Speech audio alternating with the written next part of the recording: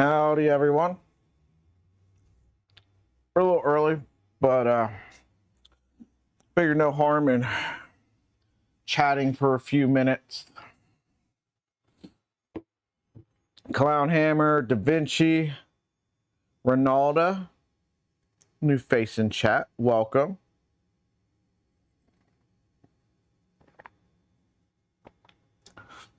Hope everybody had a good Monday yesterday.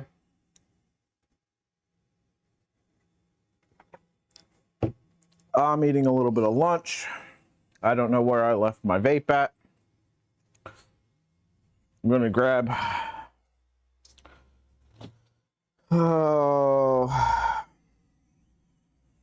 something to drink because this coffee's almost gone.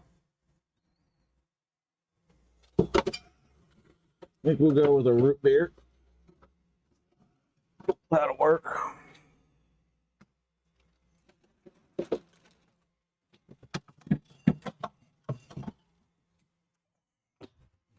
Bear with me.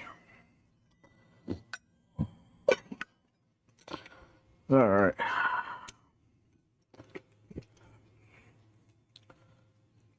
So I took the day off yesterday because Sunday, I don't know, wasn't in a great headspace. Probably way too tired. JPP, good morning. LTX.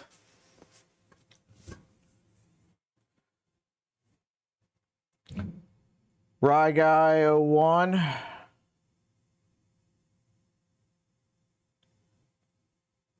David threatened you with dad jokes if you didn't come hang out. Well, I'm glad you're here, man. Yeah.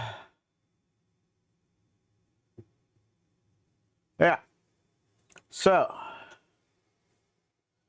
what about the... Oh, wait a minute. You're asking Clownhammer or something. Yeah, what about the STL of Rosie? I have no idea what we're talking about. Let's chat about it. Clownhammer?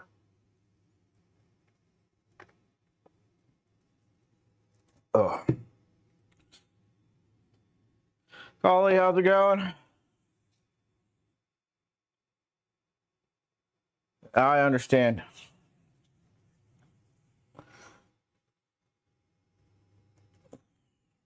It happens at times. What'd you miss? Not much. We're hanging out for a couple minutes here. I was just eating some pizza. What did I just get charged for?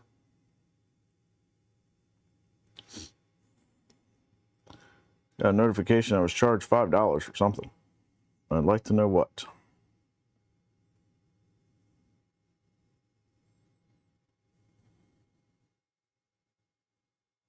Oh. A late notification. Took my daughter to Five Below last night to buy something.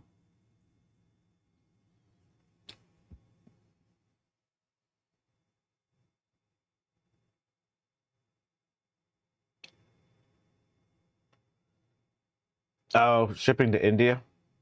Ooh.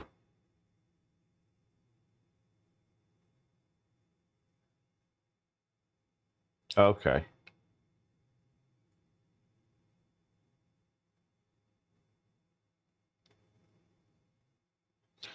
I have no idea what kind of doll that is, and I feel like I don't want to know.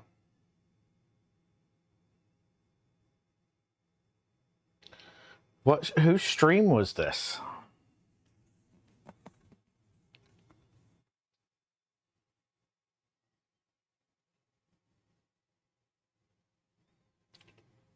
Oh, Creality stream? Yeah, okay. It starts making sense now.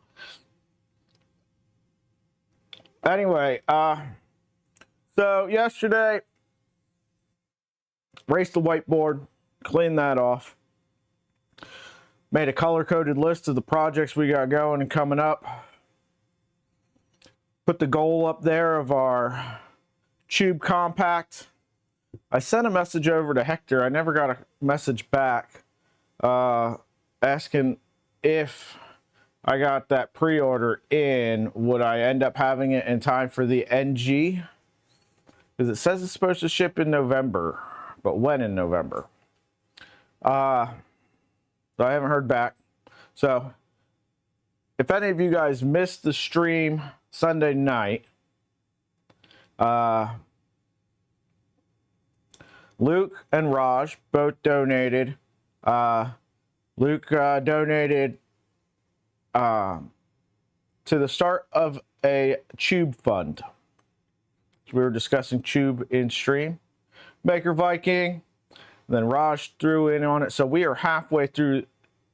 We are halfway to what we need for a pre-order for a tube compact. If we get it, it's going to go right onto the Ender 3 NG build.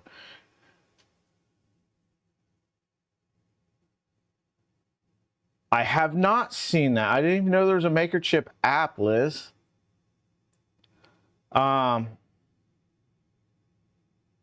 Yeah. Although digging into it, it really seems like flat fill might be how Kevin was making his MakerChips all this time. But, so, we're not going to get this printed yet. Digging into it a little bit, seems like it's a good idea to use a clear for a bottom layer on a flat forge. Well, the same general idea, maybe. So me and Steve Build spent a while talking about it at Murph. And we were like, okay, we were thinking that it was, I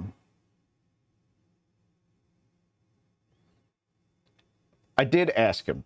He wouldn't tell me. Now, I did get a chance to ask him at 3D Printopia.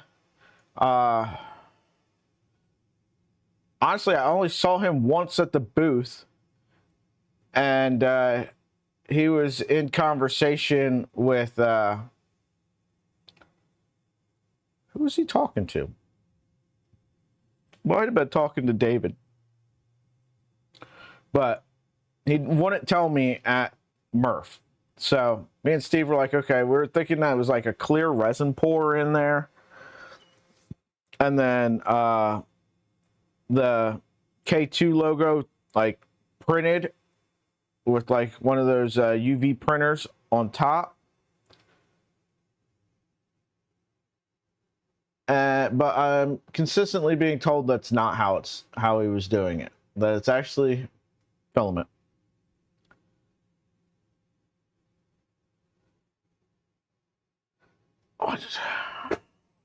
Okay. So anyway, with the new switch wire build and with the 8-lane Enraged Rabbit carrot feeder, we're going to have more colors that we can use. Now, granted, I got 6 lanes on the switch wire over there, so it's not like I have a lack of options. I don't think I've ever once printed anything that used all 6 colors, but we'll have 8 colors on this. We've got that new build sheet that does the holographic effect that fits on the switch wires. I ordered a roll of, is it Sunloose translucent PLA. That's super cheap on Amazon.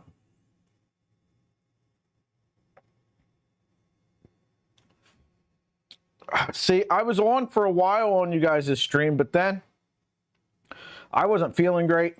And I listened to this and everything out here and not exactly comfortable. I needed to lay down. So I went to bed pretty early. So I didn't catch all the stream. I went to stream shortly after Zombie was talking about going on a trip for his anniversary. That's when I went to bed.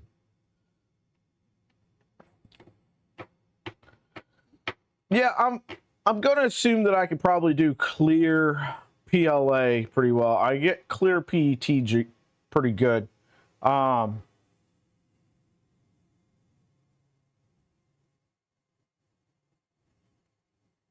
Keo Prince's video said about clear PLA reducing the temperature, so that's shouldn't be too hard, especially first layer. You can kind of put first layer print temp and then jack it up from there. Matter Hackers clear PLA. Well, I forget about Matter Hackers. I've never once ordered from them.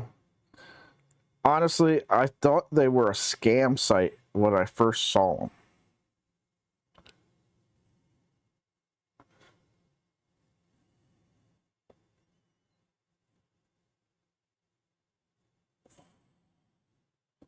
Clear PLA. So there's Matter Hackers brand. There's a Filamentum Crystal Clear PLA.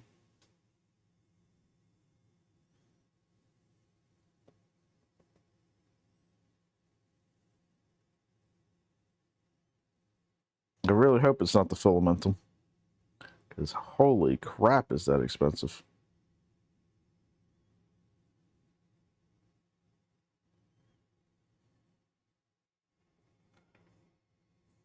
Okay. I just didn't know. Sometimes people say, like, you know, it's so-and-so, and then they're like, oh, no, I just bought it from there. You know what I mean?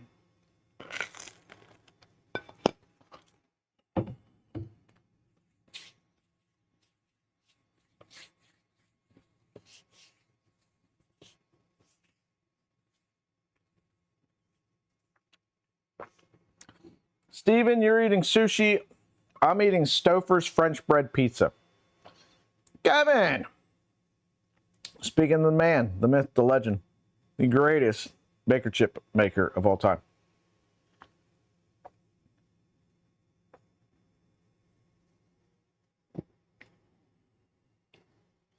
It's awfully brittle. So what you're saying is probably not a great idea. Oh, I said MakerChip 3 times? I got it. Raj, how's it going? Glad to see everybody here this morning. So that might not be the greatest idea to try to feed through an enraged rabbit carrot feeder.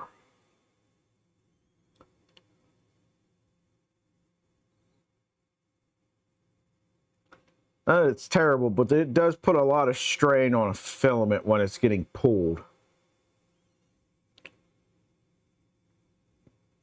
And I've had issues with other fragile filaments.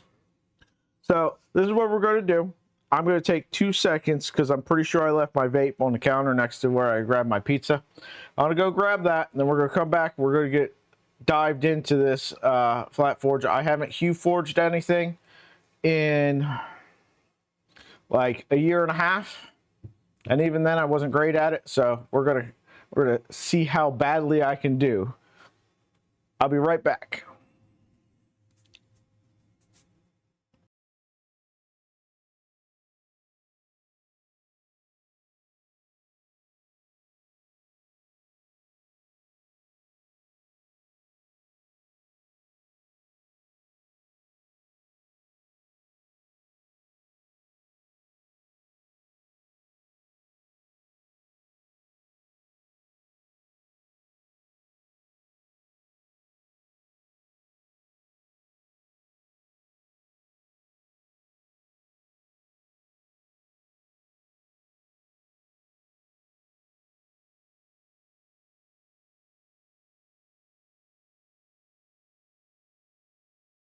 All right. So we're back. So if any of you have been following along, HueForging a MakerChip has been something I've threatened to do since the very beginning, because my design, my logo, always kind of something that was going to be difficult to turn into a traditional MakerChip. Now, I think I did a pretty good job. Let's talk about where we're at with that. So here's that's the wrong one. Sorry, that's right next to the camera I actually wanted. So here's the MakerChip as it is currently. This I made after 3D Printopia because I got that cool build sheet from CookieCAD.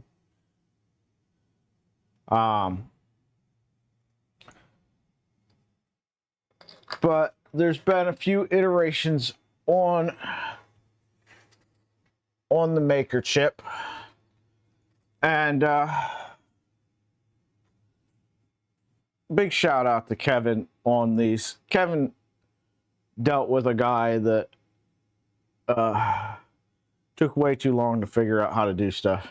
So this one and this one, if you've seen me at 3D Printopia or Murph, you probably have one of these, or there's some older versions that I don't know where they are at this moment, but they exist somewhere. Maybe, anyway. Are they in here? I don't know. I don't know where they are. They exist. If you have one of them, you have ones that are like one of a dozen MakerChips in that design that'll ever exist. But my logo is very gradient. Ooh, you guys got a good view of my pizza. All right, let's go. But now we're going to try to HueForge it.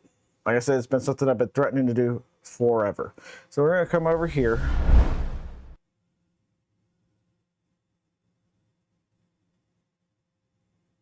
You're working on a new version of yours. So, plugins. We're going to go to FlatForge.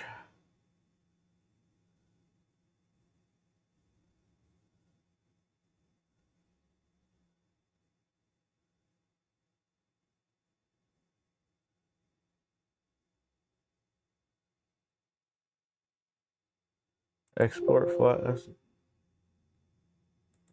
Okay, so file.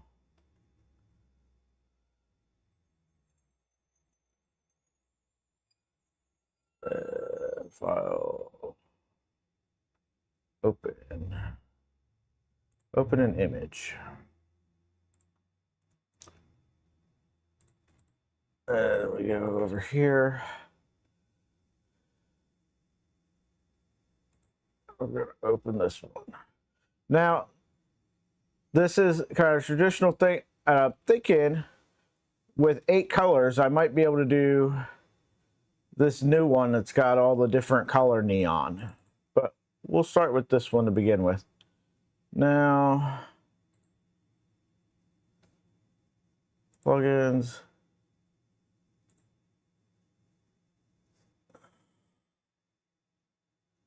Face down.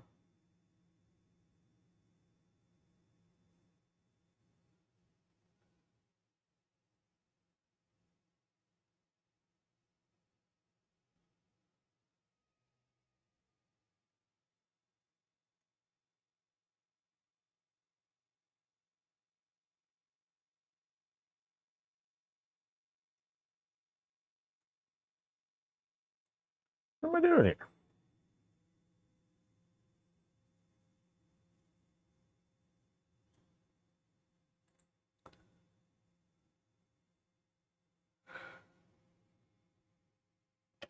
Well, clearly I'm missing something very central to how this works, but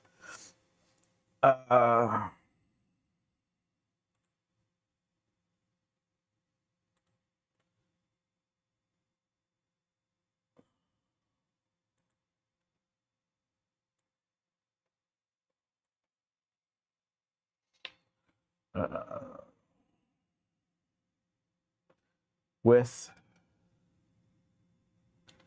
So we need to make this the width, height, and width of the center of the MakerChip.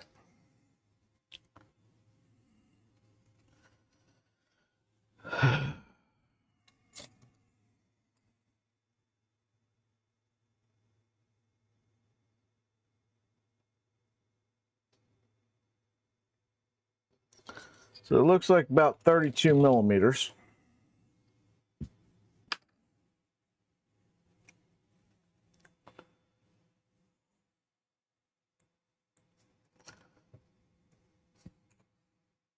32. Come here.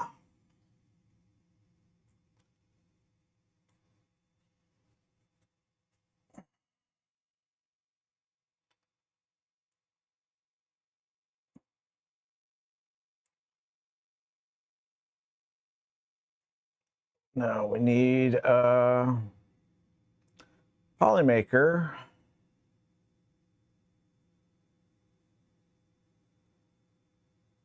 White.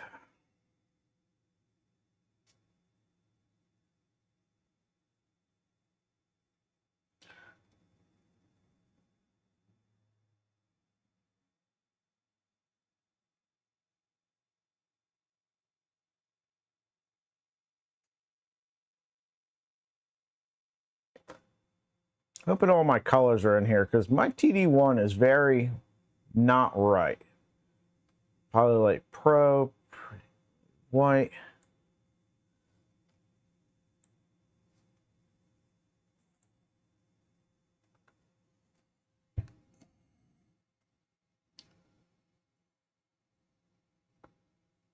Where is like the...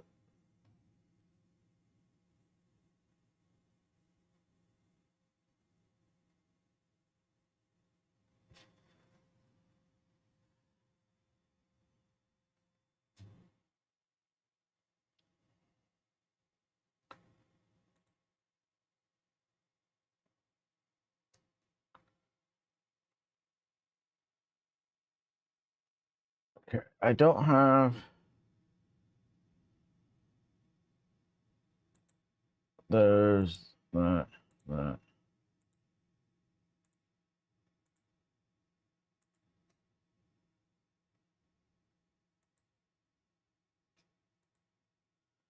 get down to just brands I actually do have.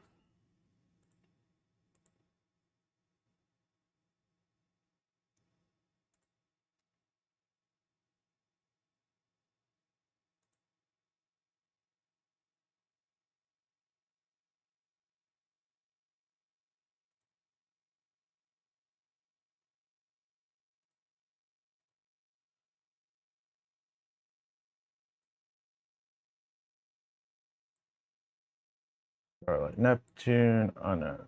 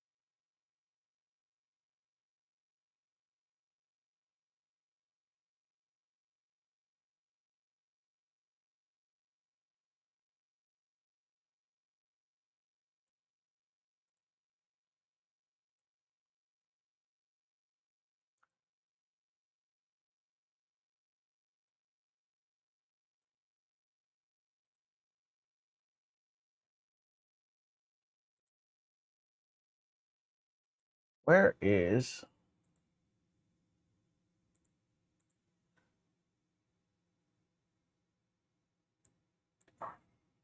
Used to have the thing down at the bottom where you like...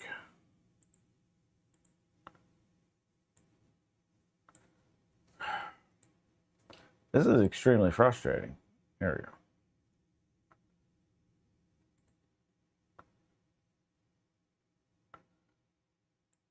Starlight Neptune.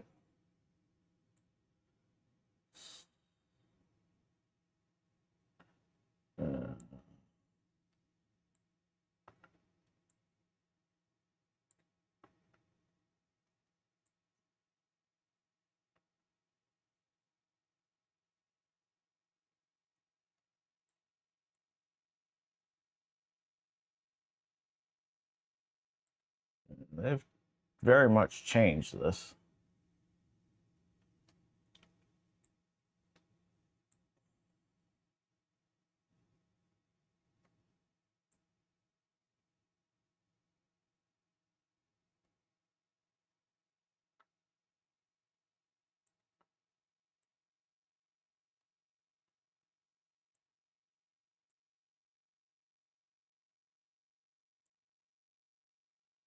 All right.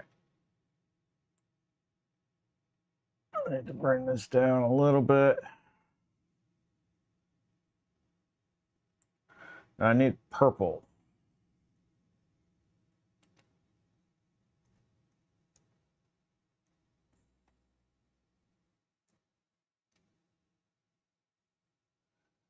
I have celestial purple, but that doesn't look like it's in here.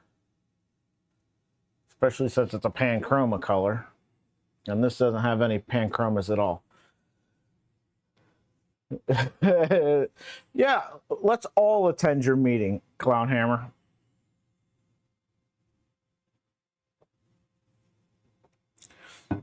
Because it kind of half is rocket science at sometimes. Let's see if this has a hex code on the celestial purple. SKU, batch number, hex code, and a TD number. Look at that. Love you, Polymaker. Thank you very much for putting the information on there that we need. Now, how do we add a filament? New filament.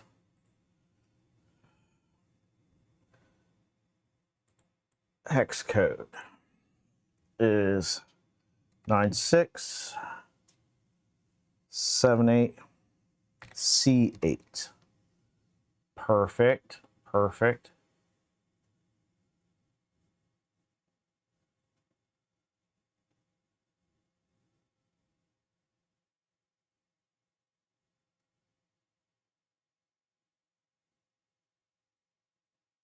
Now, how do I select the TD on it? Add to custom colors. Okay. Okay, here we go. Brand. Poly.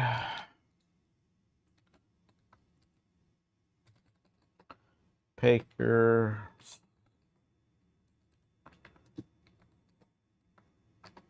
Celestial purple. And the TD on it is 5.5.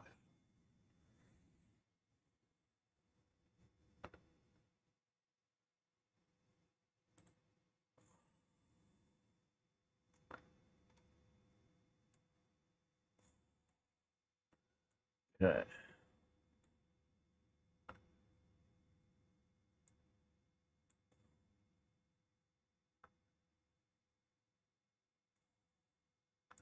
What is going on?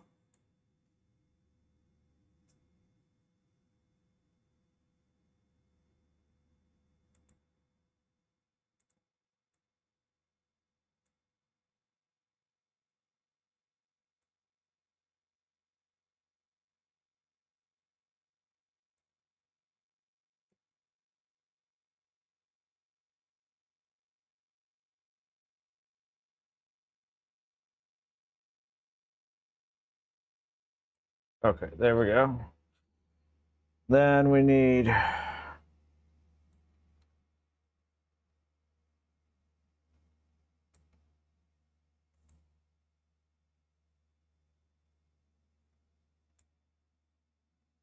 the blue.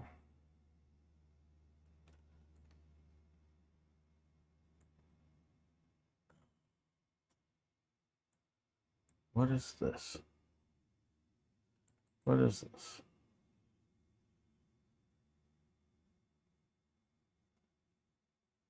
Delete slider? Yes, don't want that.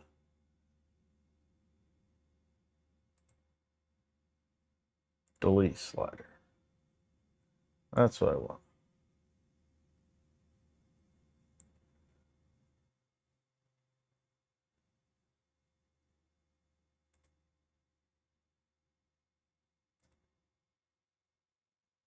Delete slider.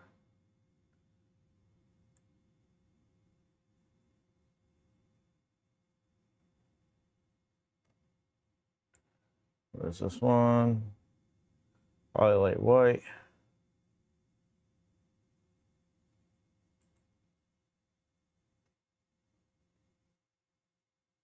Delete slider. What's this one?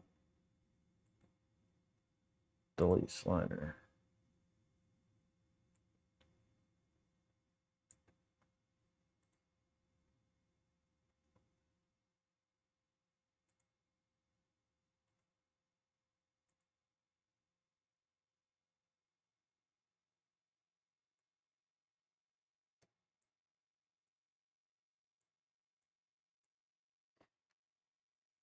What are we thinking on this? I don't know why this is not letting me. Does it let me delete this one? Yeah. Okay.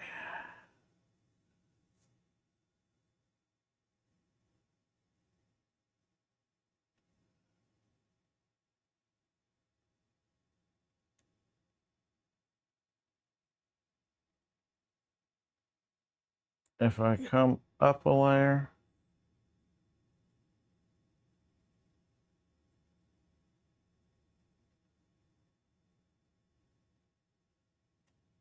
no. Okay. If I take the purple down one,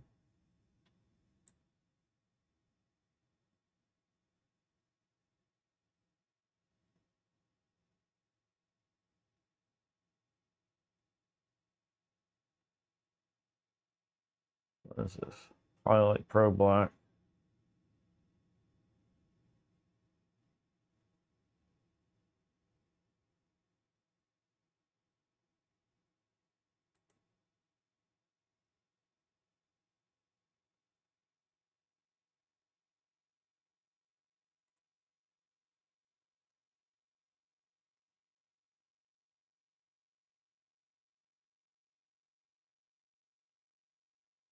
Okay.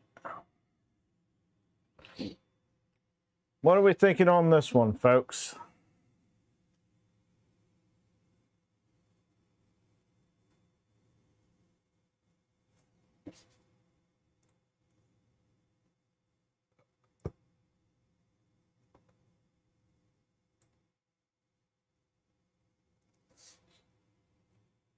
I think that looks pretty good.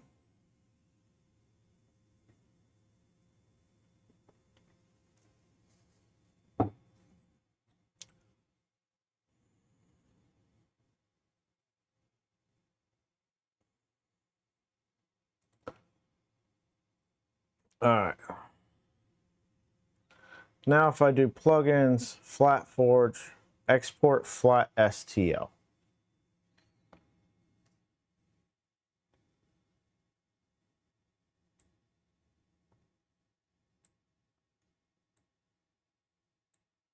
So here's our exploded view. We're going to have a clear layer. This is going to be our white. This is going to be our blue, our purple, and our black.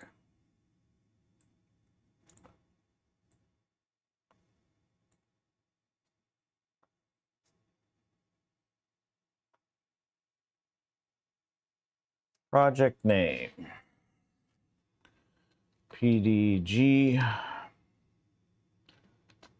Flat Forge logo for MakerChip. Then today's date is 10-21-25.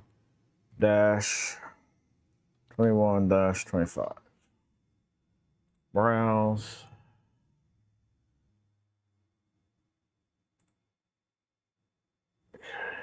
Math stuff. 3D print files. MakerChip stuff.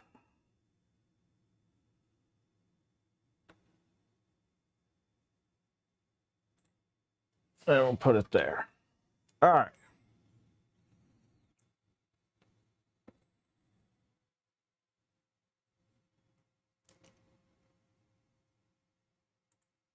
Let's minimize this and let's go over here to our slicer. You guys aren't looking at me at all.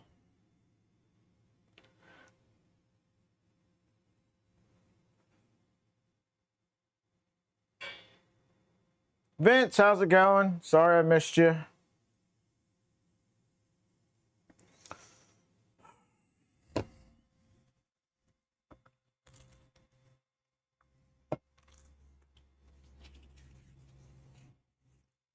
So we only need 5 colors for this.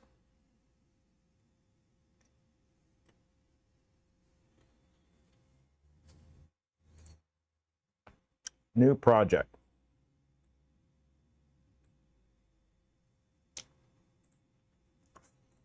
Go over here to the switch wire. And we get 6 filaments with this.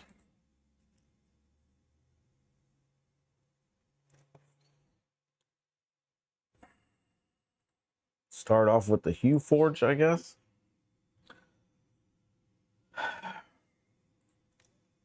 Let's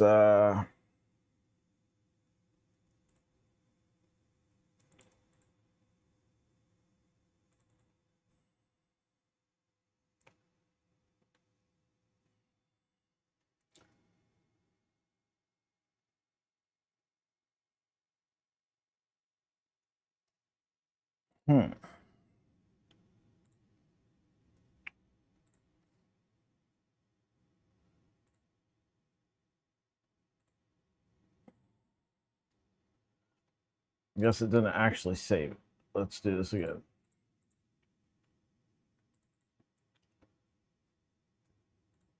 Okay, and we're gonna go flat, forge, logo, 10-21-25. Okay, fantastic. I think now we've exported it.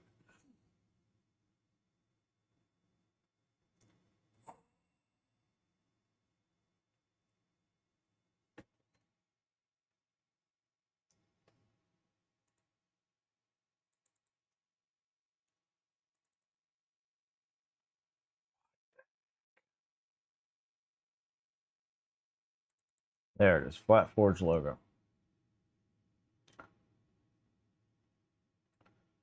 We gotta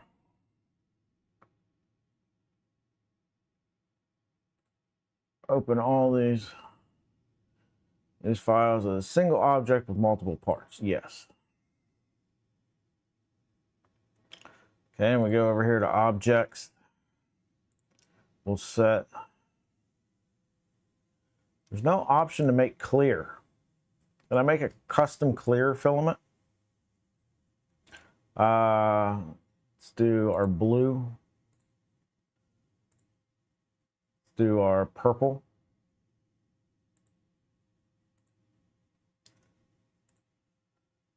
Black.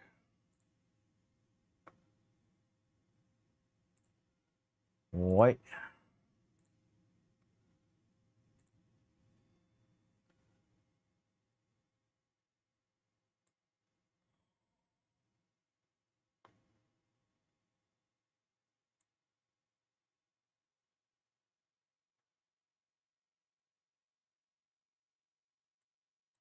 Zero saturation. Zero luminance. Zero hue. No, that's not going to work.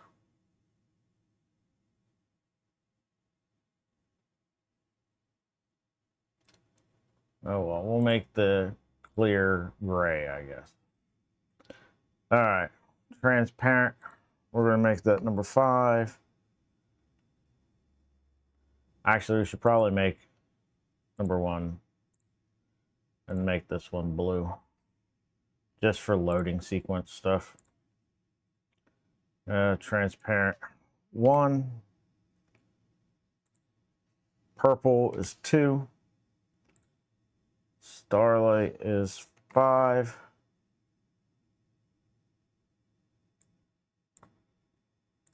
White is 4. Black is 3. This did not come up black. Okay.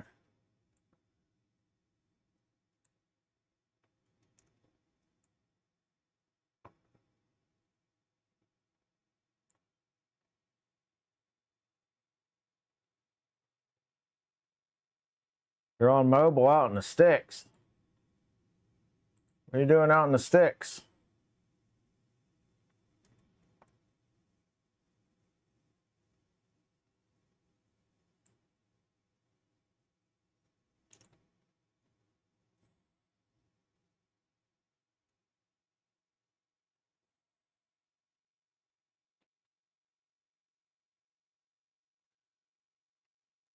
This is going to be a long plate of MakerChips, just so we know. All right, strength. Let's go down here to first bottom surfaces. Top surface.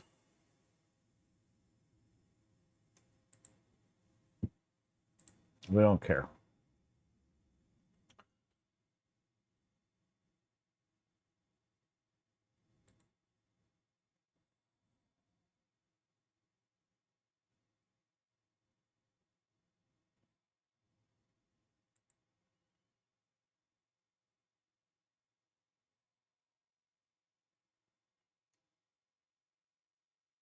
Infill pattern.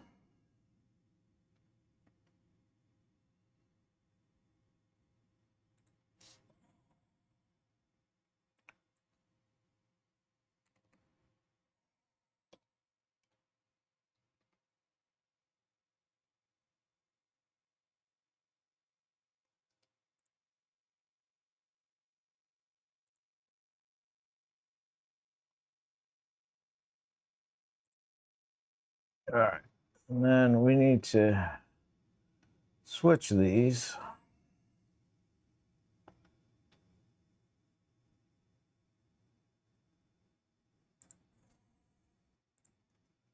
And recommended nozzle temperature.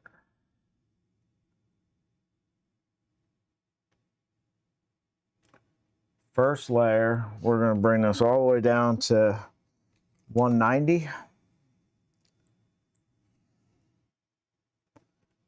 200.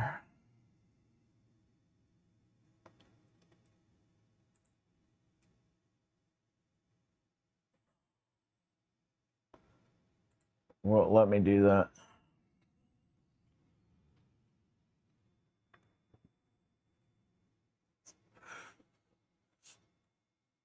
All right, now, if I take away the bottom layer, this is going to give us an idea of what it's going to look like.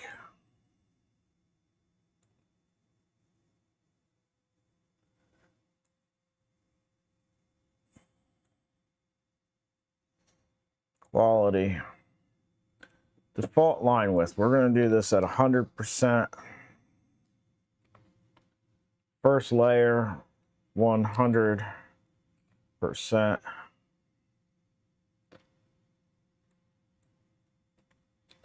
Because I want to get as narrow as I possibly can out of my 0.4 millimeter nozzle.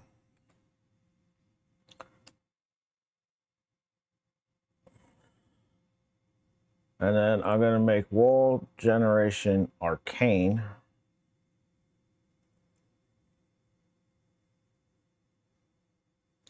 And slice it again. I want to try to get as much detail on this thing as I possibly can.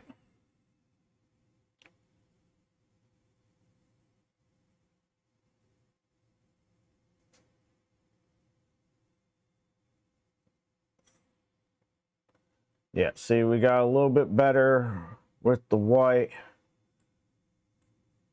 How is this going to...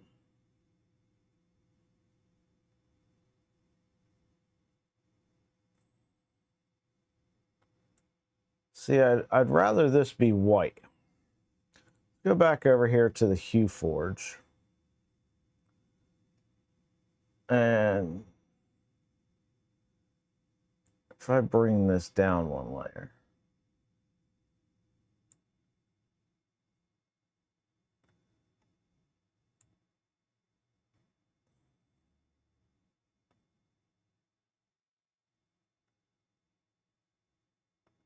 How far down do I gotta go?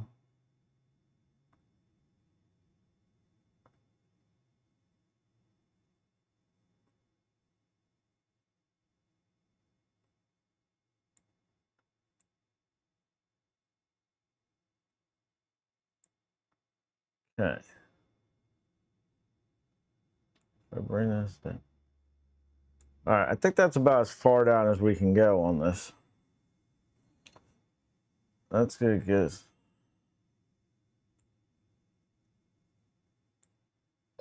What am I getting here? What do we got? Nick became a member. Appreciate you, Nick.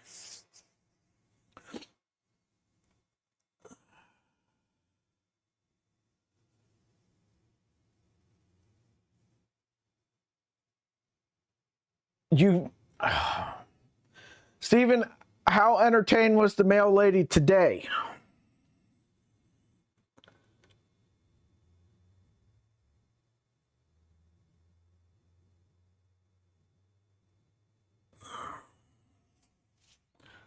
All right, so I'm just making some adjustments here, trying to get,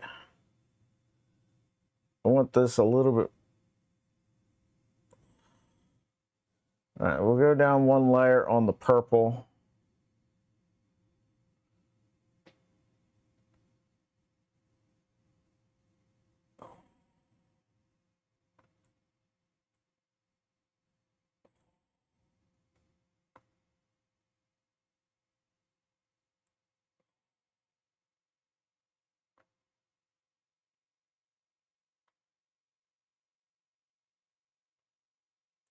That does, if I come up one layer, there we go. There we go. We're getting. By going down that layer on the blue, right up in here, that washed out that purple, and I want that to be darker. Yes, I know that this is green, but I kind of like the blue look better on the MakerChips. Very verbal. I bet she was. I would be. Bet she's very much less amused today.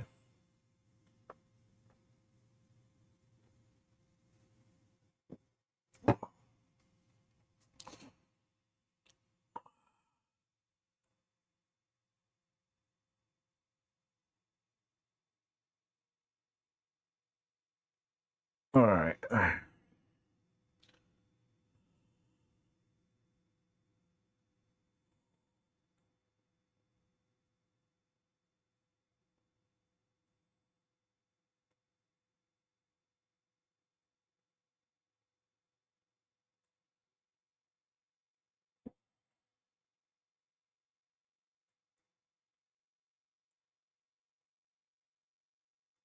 See, I wish I could get this part to be white.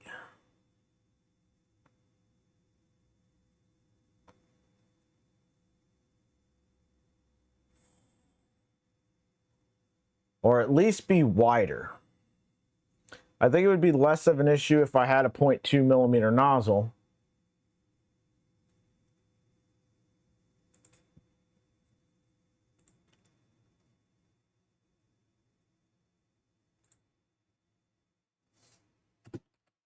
V2. All right. Minimize this. Prepare. And let's go ahead and drop in the new version.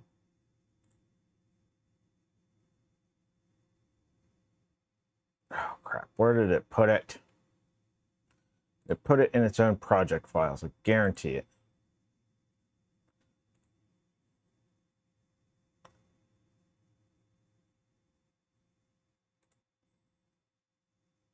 Yep, it did.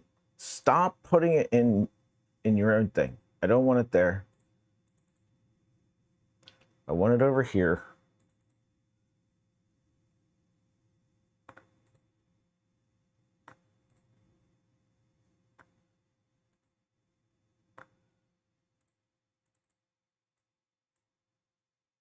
Well, now if I open this, load them as a single object. When I click on this,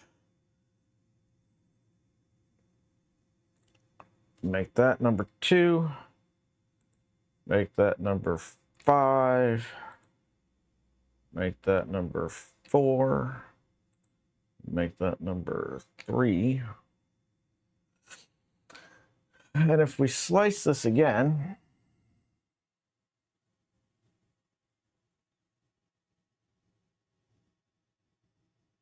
Death Cube, welcome. For those that just showed up, what we are doing is we are working on designing a MakerChip. Okay, so the one on the left is the new one. The one on the right is the old one. So we've got more purple over here in this region. We've got more something going on here. We've got rid of that. No, it's still there. We've lowered the amount of blue in this area.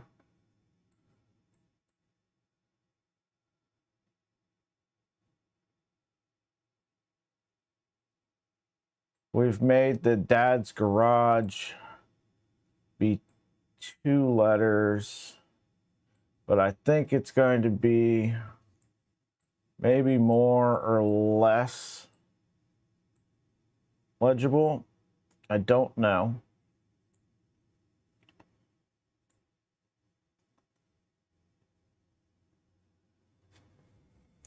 But here's what we're going to do. We're going to go back to prepare.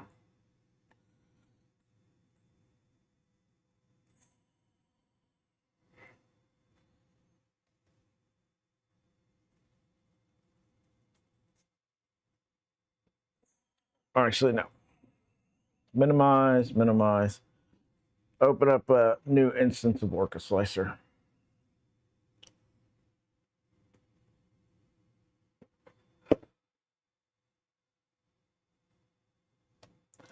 New project. We're going to go back to the MakerChip stuff. We go into here.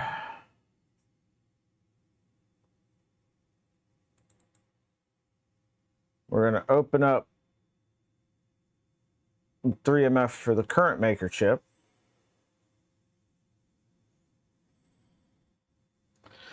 Mike, how's it going? Then we're going to go in, delete, delete, delete. I just want to get one.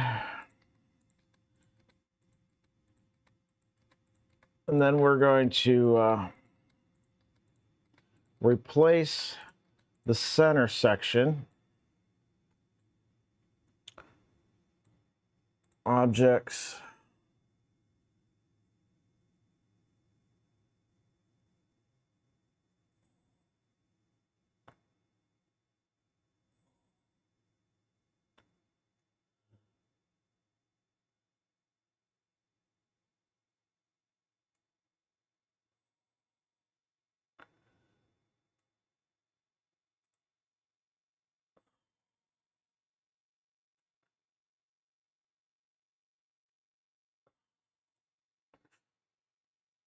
If I delete this,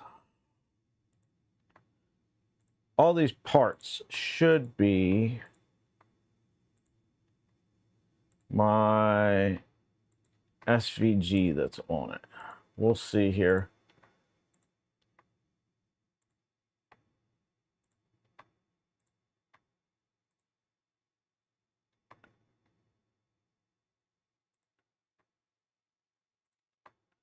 In a second.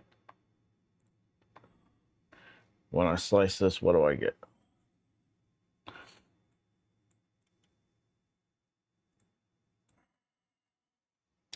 All right, I get my QR code and I get my plain MakerChip. Excellent. Now, if I go prepare, import, I go with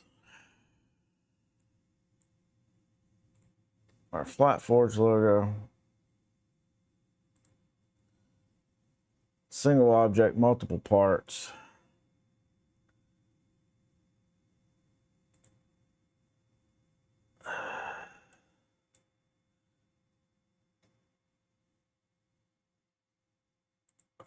Let's go over here to the switch wire again.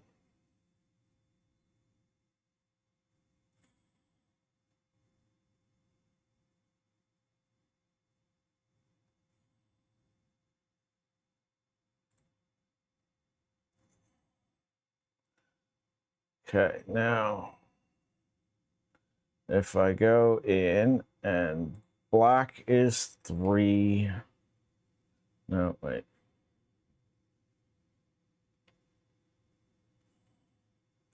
Black is 3. White is 4. Neptune is 5. Purple is 2.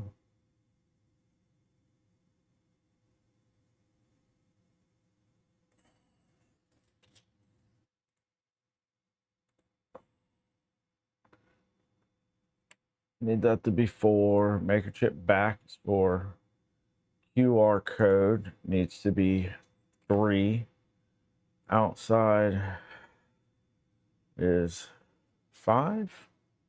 And outside is 3.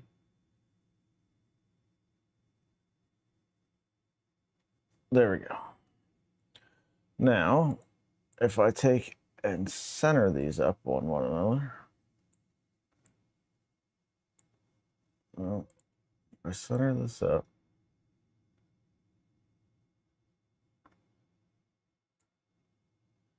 Inside circle is 2. No, 1. Is that right? Yeah. And then select this. Unselect that. And assemble them. And we slice it.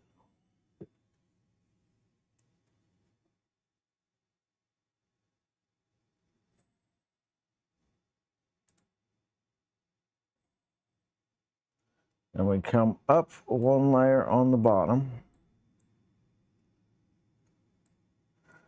We have now put our HueForge into our MakerChip.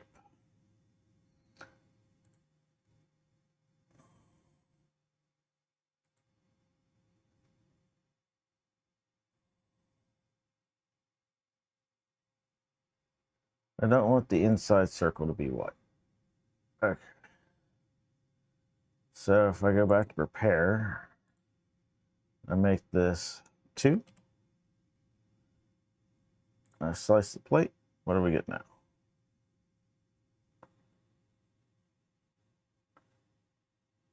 Luke, how's it going?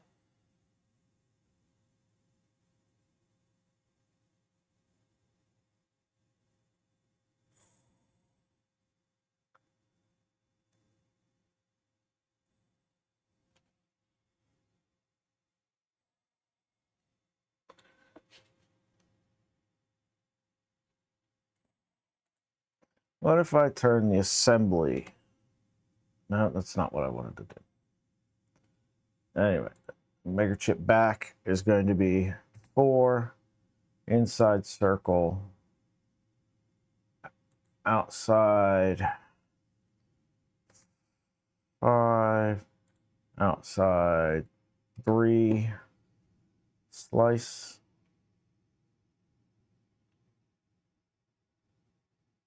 I gotta change this now. QR code is 3, 3, 4, 5, purple, 1. Slice. You don't think you'll ever do it? I don't know. Never know.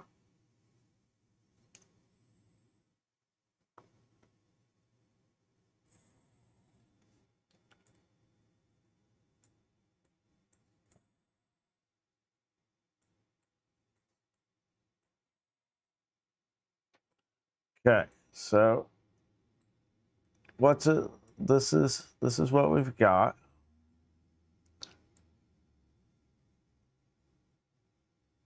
Something's not right here.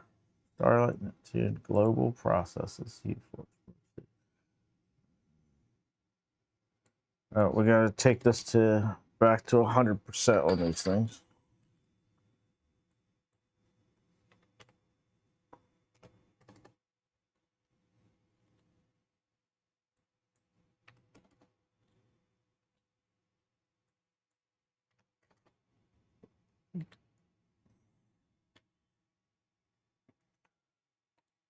Take this back to Arcane.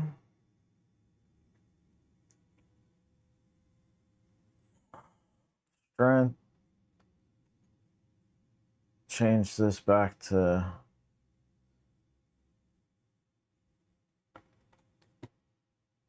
rectilinear, sparse infill pattern. Infill direction 35. Monotonic.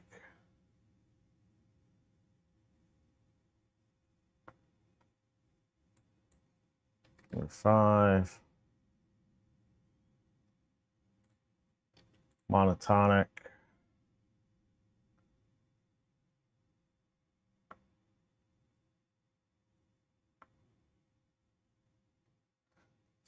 Slice again. Luke, what you been up to, man?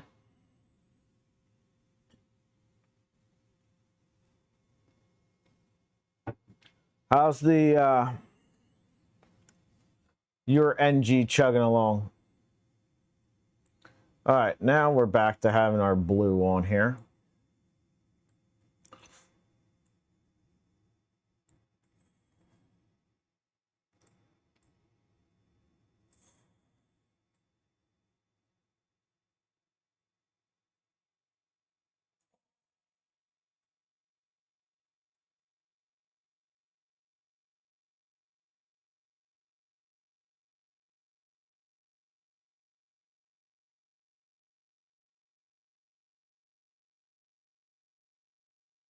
Now this is going to look totally different once it's actually sliced and printed than this looks right here.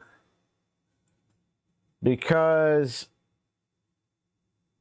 you've got to take into consideration the translucency of your filaments that you're printing them with.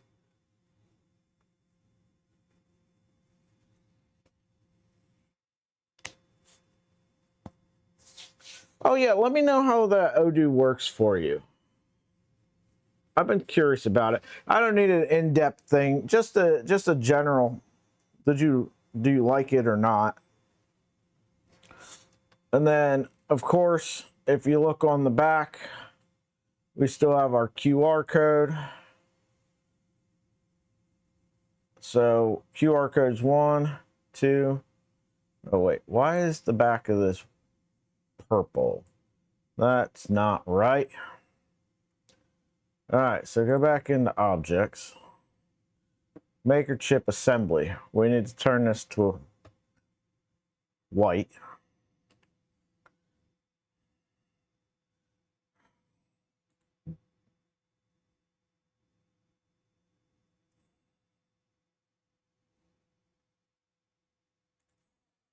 Three, 5, 5. No. 3.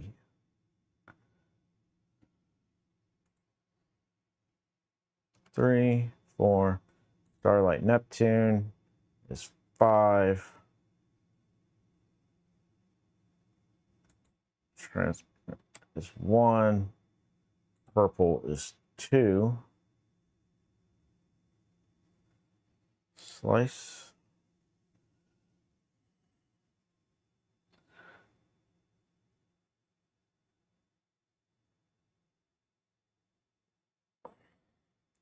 So, are you fully transitioned now to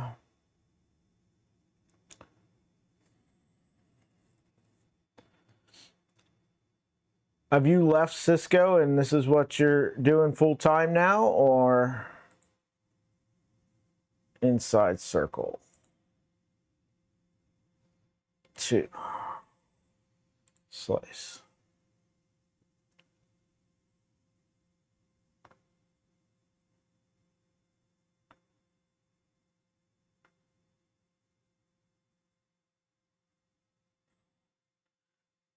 No, Havoc, there's nothing wrong with keeping it as a bed slinger.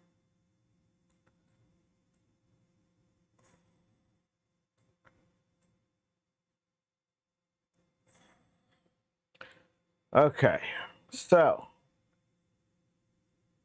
here's what we got. 113 filament swaps to make this MakerChip.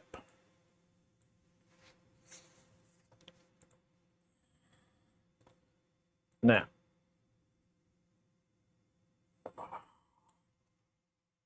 undo that. Slice split.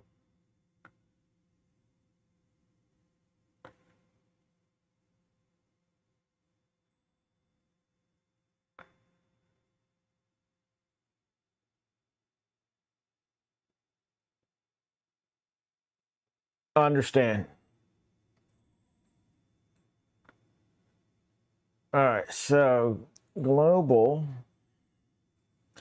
we need to change this to make this 80.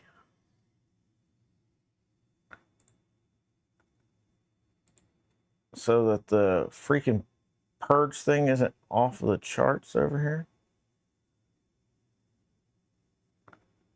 Okay, now flushing volumes. I need at least 200 on everything.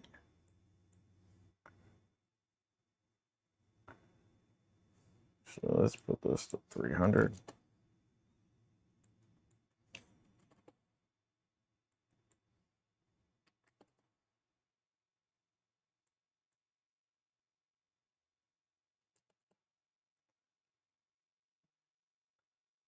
And from anything to black likes to be way too low.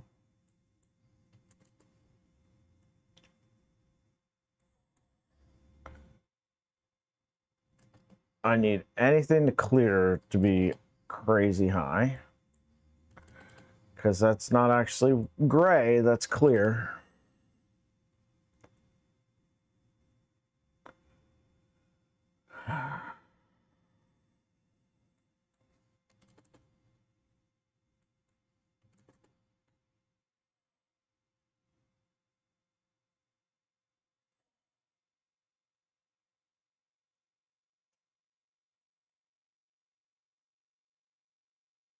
Okay. Slice.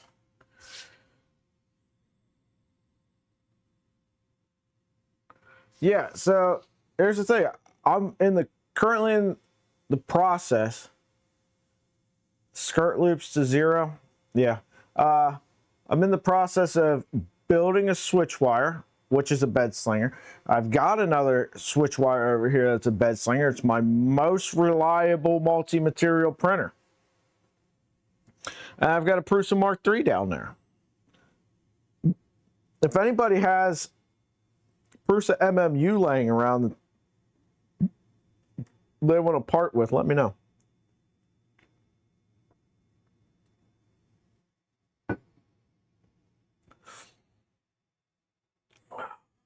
It is not purging into the chip at all. Ooh. Flushing into supports, but we don't have any supports. It is 100% flushing into the whatchamacallit. Okay.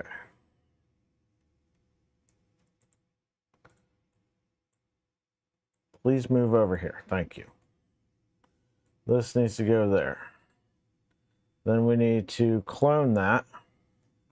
How many can I fit on this plate?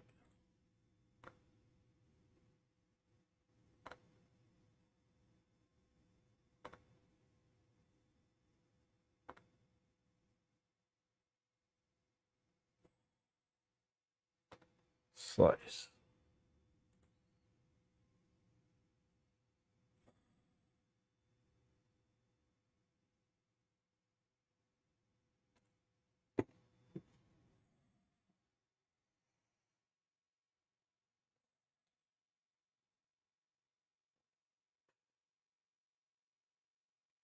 Yeah, the Prusa is my... Ooh, getting kind of glitchy there while I was slicing. The Prusa is the go-to for TPU.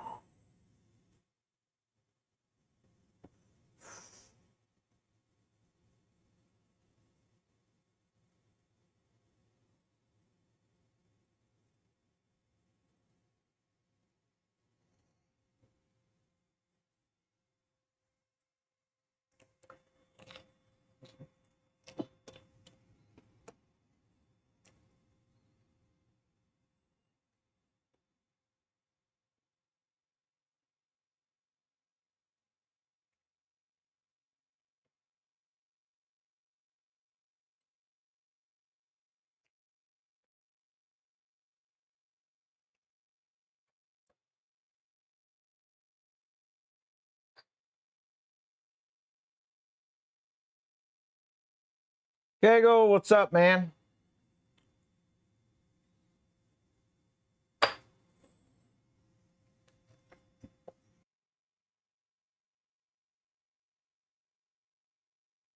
Hello? Am I back?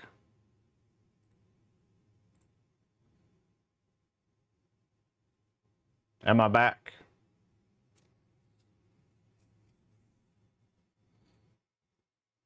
All right. Did it go out when I was in the middle of slicing that plate?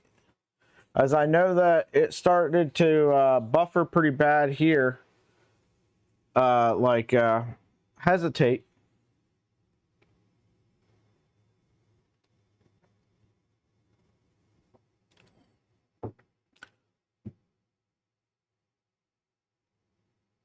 Crap. I'm sorry, guys. So what you missed was just me adding chips to this plate, and yeah, so I got 15 chips on here. I'm not going to slice it on this computer. What I'm going to do is I'm going to file, save project as,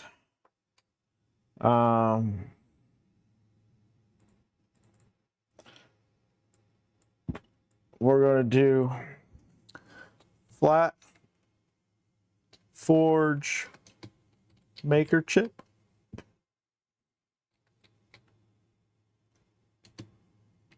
-21-25 with,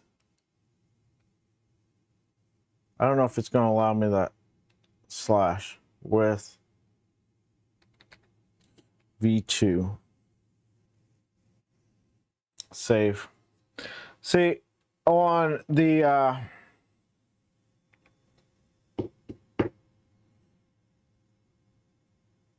Mac Mini, it's no problem. I can slice whatever on that, and it doesn't touch the stream at all. Over here, streaming, we're bouncing back and forth between CPU usage of like 25 to 29. Over there, CPU usage while streaming is bounced back and forth between 4 and 6.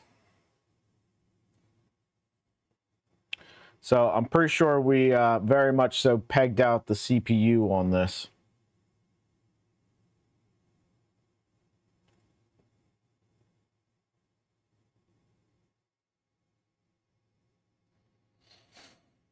All right, so I saved it. Let's see if it pulls up.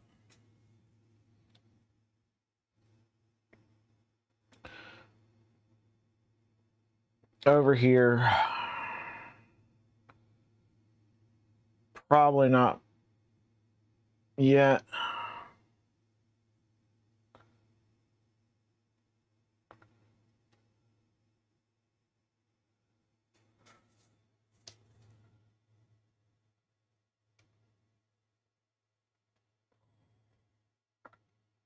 Oh, yep. It has backed up. All right. Slice plate.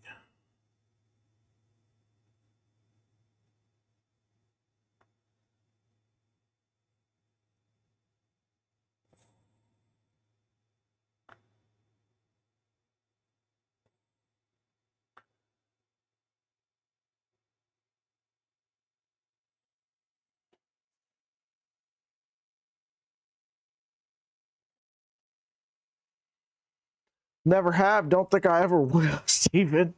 Jesus. All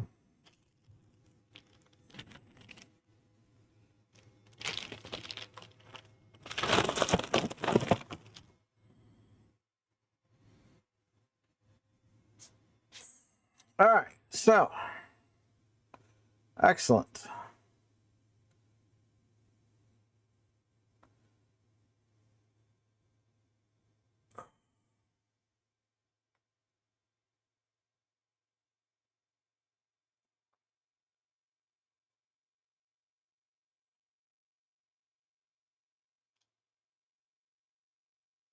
Just check the bottoms of these. So 113 filament swaps, total time to print 15 chips, 22.5 hours. Print, upload. So that clear filament should be here tomorrow. And so we'll print off some clear MakerChips tomorrow.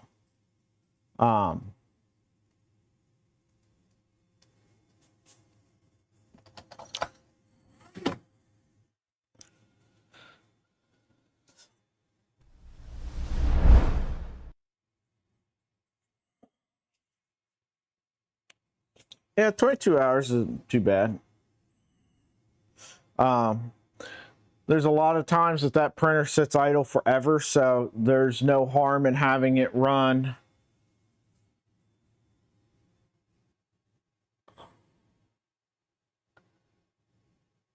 what's very delicate and brittle.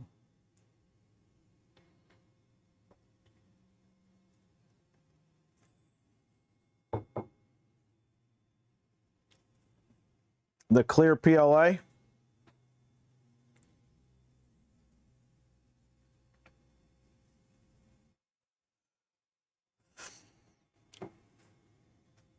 So like I said, there's a lot of times this printer sits idle for a long time, so there's no harm in having it just over there churning out.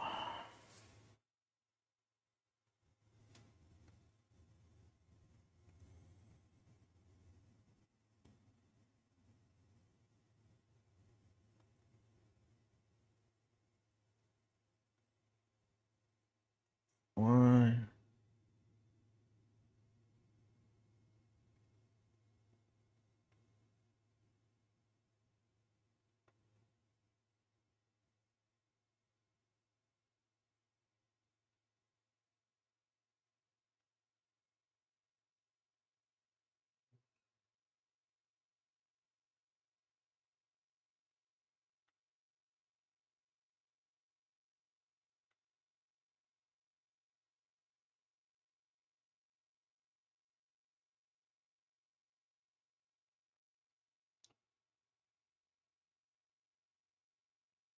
Load. What is going on with this thing?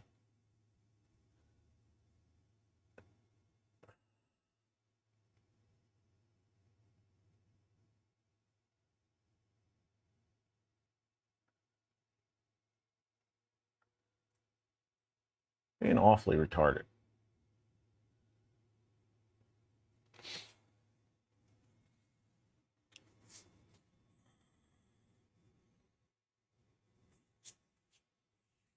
Yeah, the clear PLA.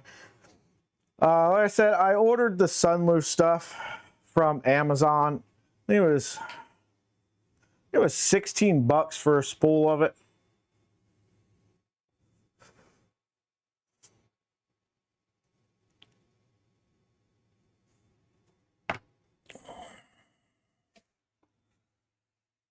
All right, let's go over here and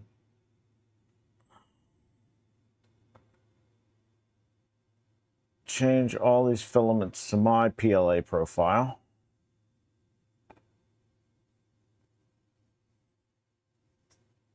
Not polycarbonate, PLA.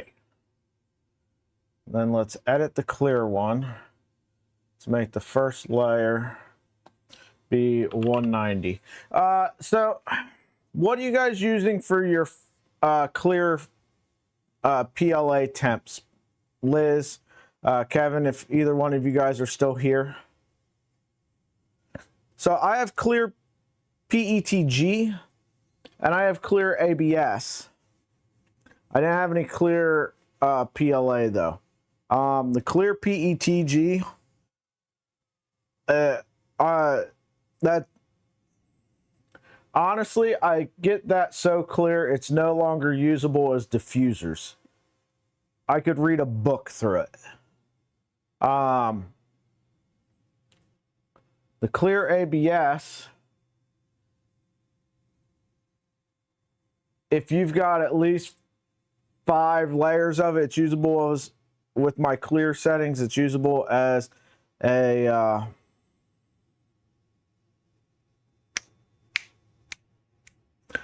it's usable as a diffuser, but otherwise it's too clear as well. Other layers will go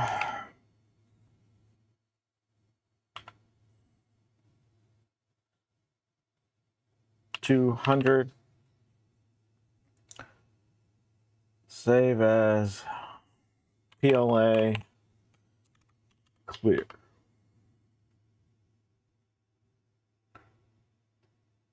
No.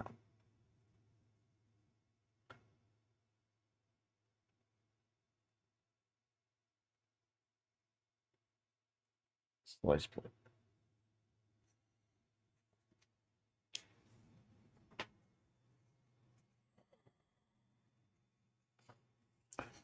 But you could easily print your MakerChip in PETG if you so chose. I've printed them in ABS and ASA.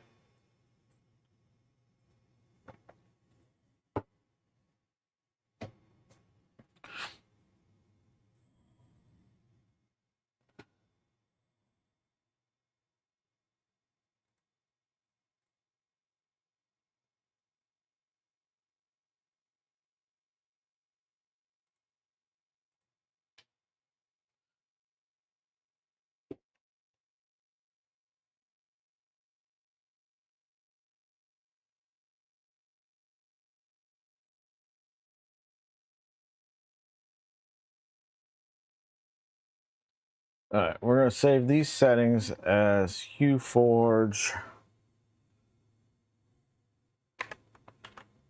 flat forge.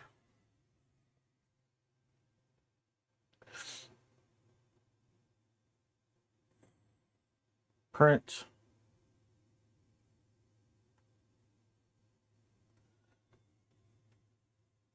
No integer index to allow to address a vector variable. Input base element type initial print. What?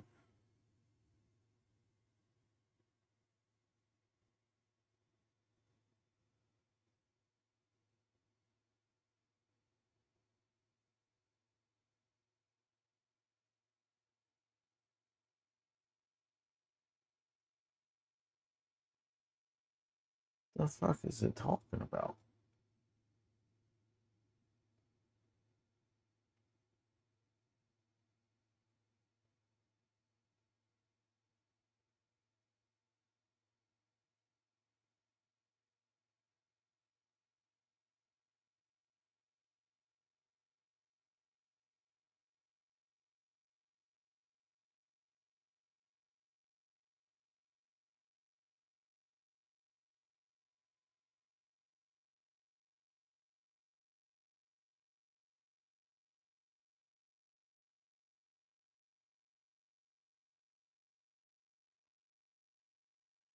I don't know. It's throwing up some sort of weird error when I slice it. Something about filament stuff.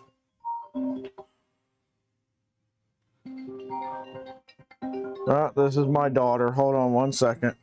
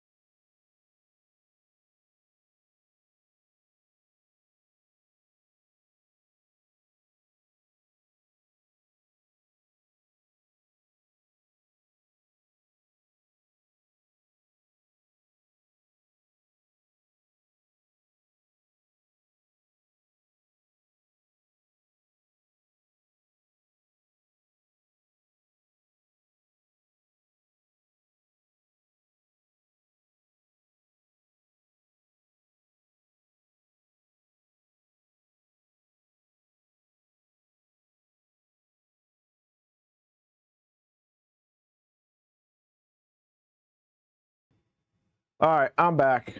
My daughter was calling. Some girl at school dropped a retainer in the trash can at lunch, and nobody was willing to get it out because they were all too grossed out by it. And I've spent a lot of time. So my daughter and the old lady are very finicky about touching stuff, and they're like, "Ew, that's gross. How you touch?" I'm like, pretty simple. Your skin is very much a leather glove, and you can very much go use soap and water and wash it off afterwards. I mean, obviously, there's things you can touch. You know, don't go touching organic mercury or anything. But by and large, most things you touch aren't going to hurt you. You just wash your hands afterwards, and you're fine. So, I'm proud of her. She put gloves on and dug through the trash and got this girl's retainer out. 0.94 temp, 210, max volumetric speed of 6. Here's what I'm going to do right this second. I'm going to add a filament, custom filament, create new, vendor,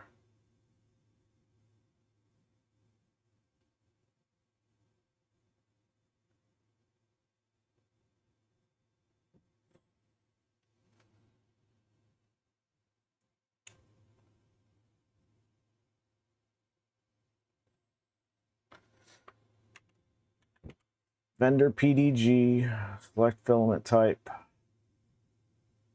PLA, clear,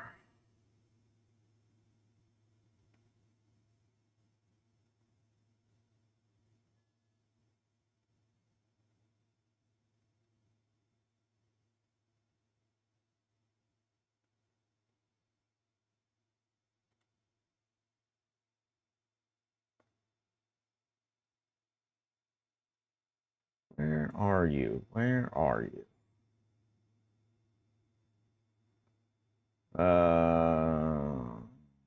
Silk.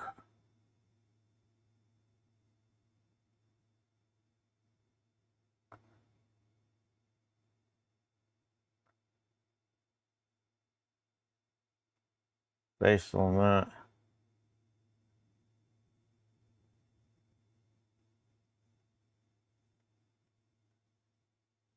Create.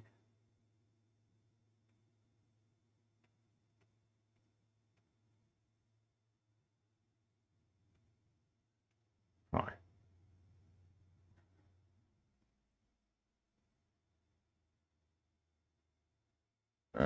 Copy current filament preset.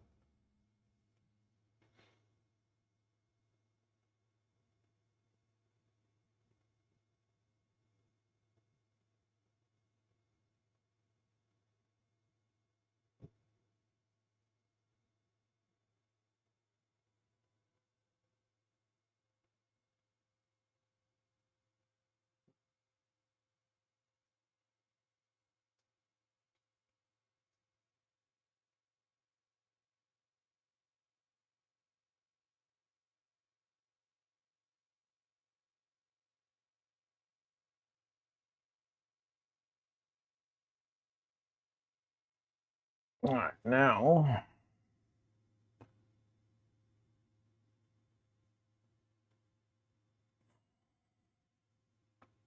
I'm going to go switch over to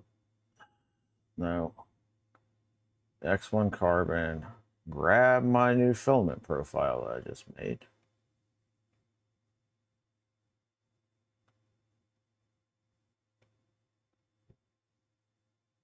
Edit this, dependencies, printers all, filament, flow rate, max volumetric speed, you said 6.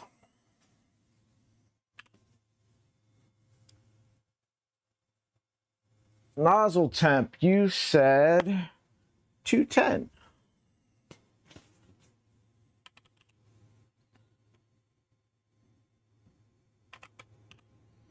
And then, what are you doing for cooling on that, Kevin? Low 9.4.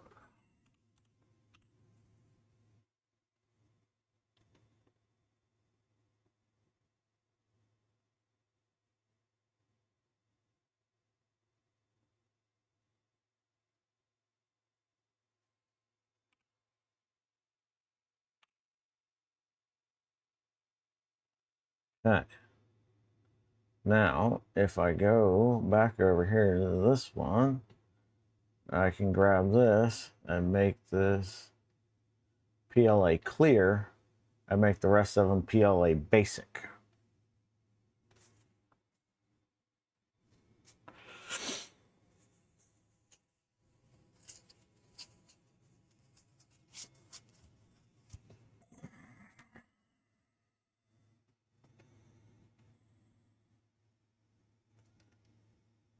Home, new project.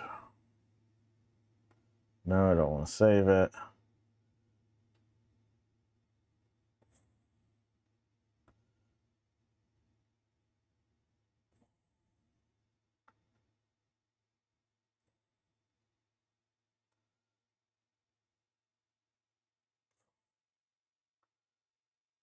PLA clear, PLA basic,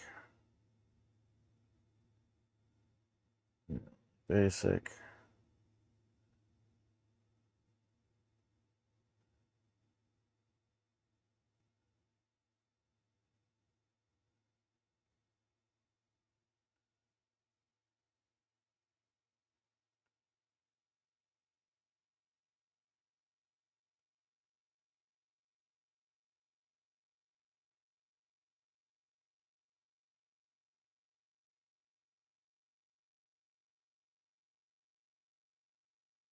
Dun, dun.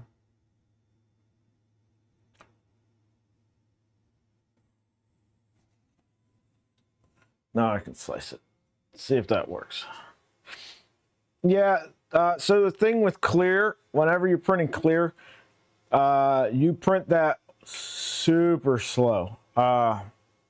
PETG, I print that hot, really freaking hot, and really slow with no fans. That's why I was asking what kind of cooling Kevin was using on the clear PLA.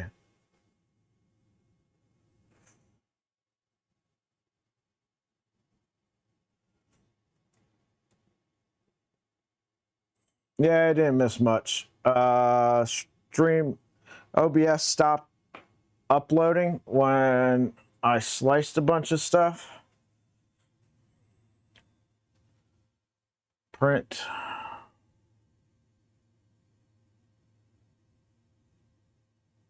All right, no errors that time at least. G-code files. Let's delete that. Delete. Let's go back over here to prepare. Let's go to file, save project. So now it's in that state. Very good. Let's just one last time take a look at what this looks like on the bottom.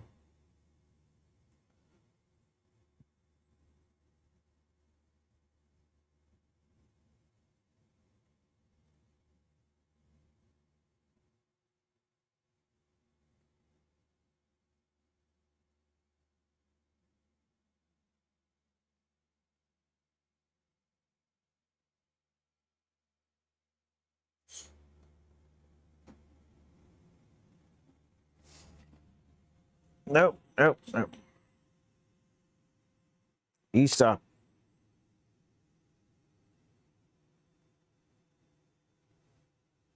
I didn't want to print it at this moment. I just wanted to upload it. There's nothing loaded in the printer.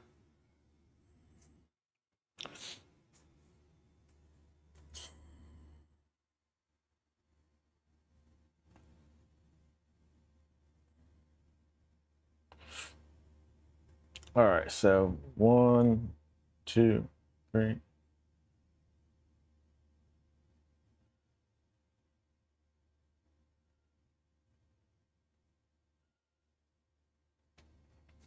So, I think I'm going to call that mission accomplished. Like I said, you're going to check on the cooling. Like I said, I think that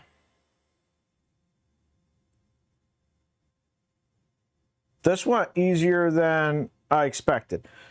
For the amount of time that I turned trying to convert my logo, bring all the colors down, no cooling, all zeros, excellent. Let me edit this. Cooling.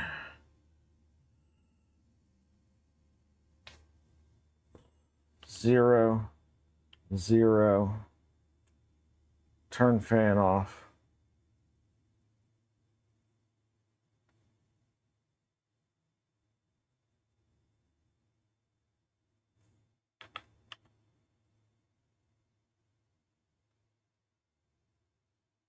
Save.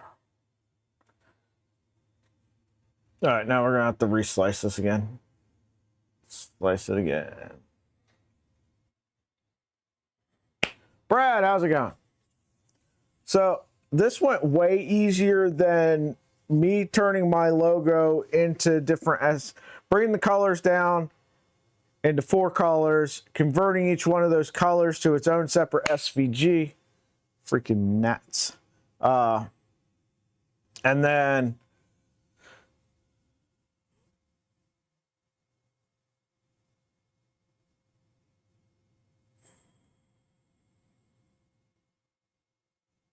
all good, man. Hope you're having a good day at work. What's this going on?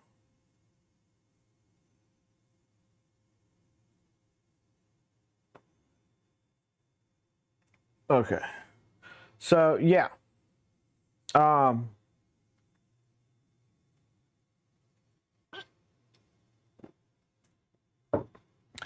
Doing the flat forge made this a lot easier. So if you've got a logo that's a little bit more in depth, HueForge is, yes, kind of. It takes an image, divides it up by layers. Like I have mine set to whatever, like 0.16 and then 0.8.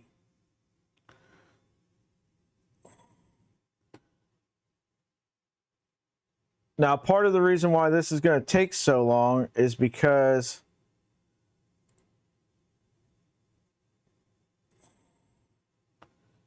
it is shit.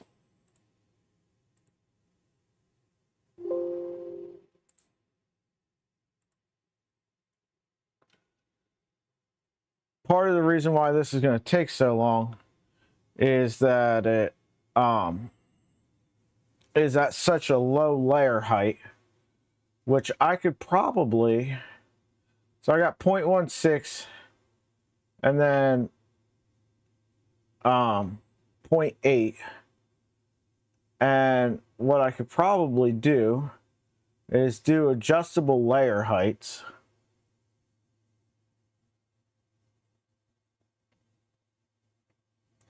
So that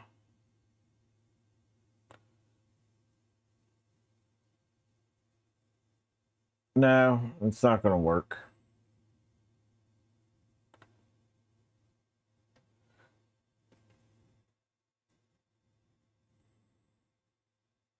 No big deal. I was going to say you can do adjustable layer heights once you got past the HueForge thing and take that back up to like 0.2 to speed up the printing, but it'd be all right.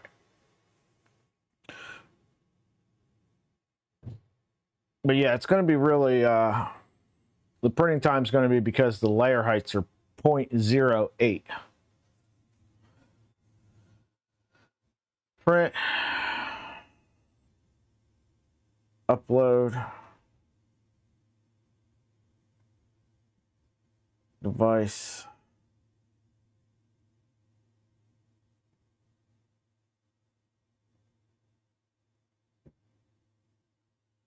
delete, delete,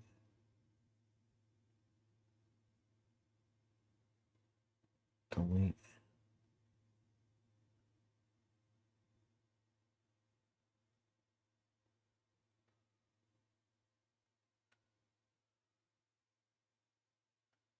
Why won't you delete? Yes, I really want to delete that G code.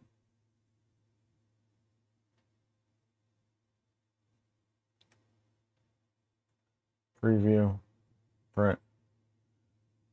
Okay, we're going to change this to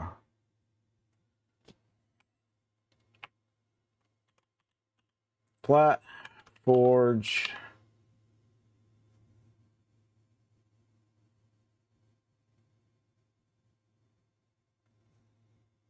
underscore MakerChip upload.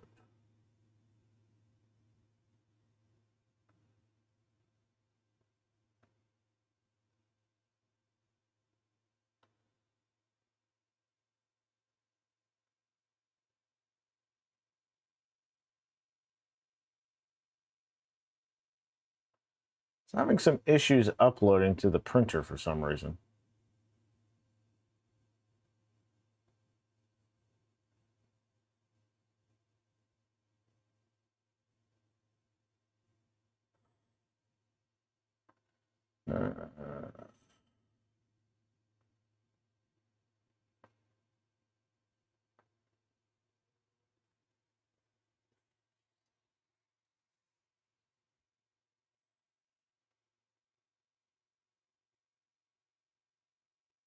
All right, it's there now. Yeah, it's complaining about something. Still tell me, yeah, error uploading the print host. Gateway timeout. Gateway timeout.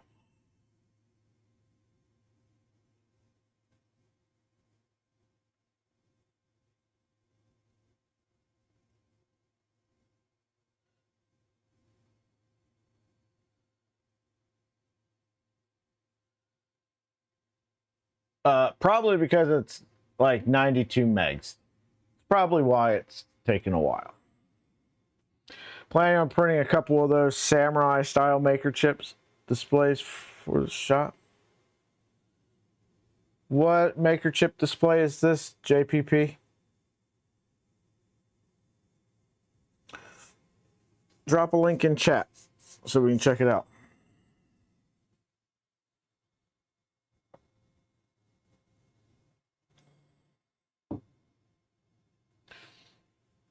But yes, HueForge is kind of like a slicer before your slicer. It takes an image, you put an image in there, and it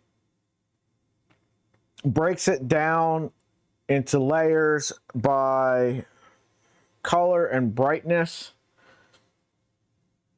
There is so much stuff you can do with it. Like I said, I hadn't touched it in over a year. I'm not great with it, but I need to redo this. But if you look there on my toolbox in the center, there's my logo back before I changed it to say Dad's Garage. Right there. That's HueForged. That's the first thing I ever HueForged. I've done a couple things for my daughter. I did this. This might have been somebody else's thing that they uploaded with the instructions for Cthulhu. But I did one that was a Sagittarius for my daughter's room. And I just did a Pennywise for my brother-in-law. He wanted Pennywise.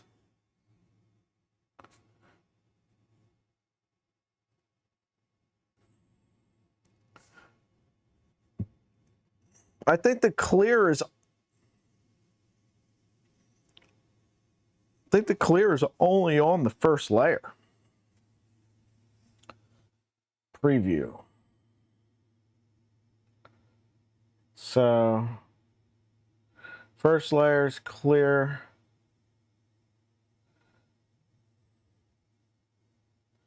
And then it's white. Oh, there's some clear in there.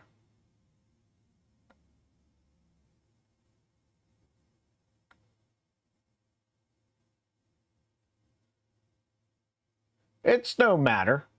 I'm not worried about it. Like I said, this printer that I'm going to be printing them on is not a printer that gets used a whole lot. Normally it's used to do multicolor prints when the kids want something, or if like everything else is running and I need to get something printed, I print it on the switch wire. But it's not my very first printer I send stuff to, so it's no harm if it sits there for a week just churning out some MakerChips. I am curious how much filament this is going to use for MakerChips though. So for 15 MakerChips, I am at 102 grams. 63 of that is in the model and 39 of that is in the purge tower. So that's not too hateful. Like I said, if I could figure out a way to do variable layer heights so that after I got past the HueForge, it switched over to 0.2 layer heights for the rest of the MakerChip, you would cut down your purge volume quite a bit there too, as you wouldn't be purging at each layer. That's part of the reason why the purge tower is so big, is because it's purging at a real small layer height. 0.08 is a very thin layer.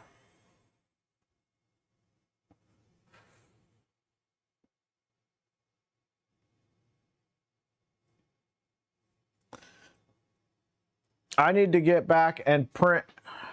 I think I need one more MakerChip display to finish putting out these MakerChips here. These MakerChips are from 3D Printopia. They're the ones I still need to put in a display. And then these ones up here are my chips. And then the ones on the bottom are all extra chips that I have. Because the kids and the old lady were picking up ones at 3D Printopia as well. They really had a blast with the MakerChips. They loved them.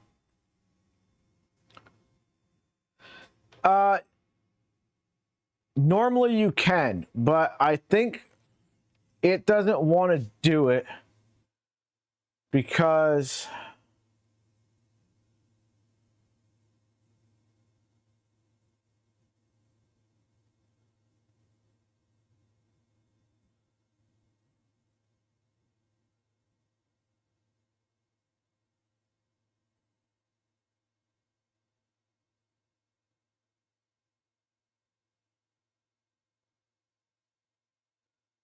it does not want to do it. And I think it's because it's assemblies and filament swaps. I wonder what would happen if I only had one on the thing though. What if I only have one? If I add another plate and I just take one of these over here, won't let me do it then? No. So it won't let me change the layer heights on it.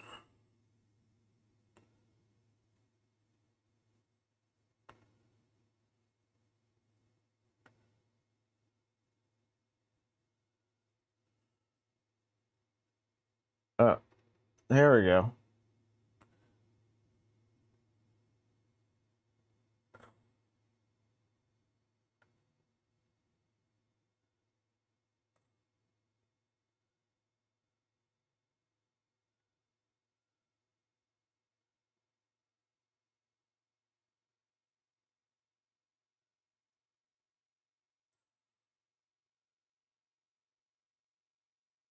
Yeah.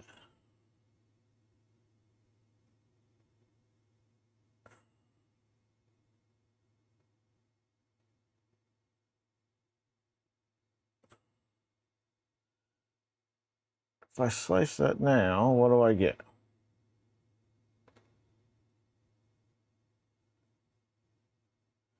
Yeah, now by doing that, I have cut the filament swaps from 113 down to 74.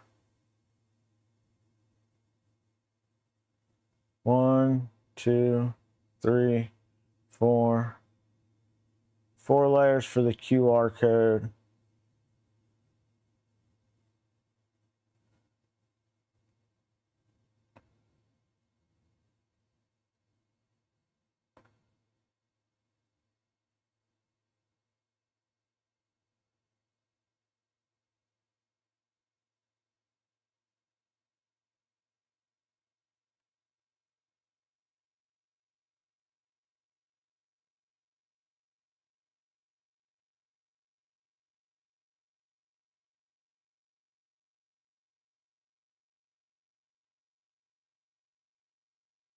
All right. Yeah, so you can do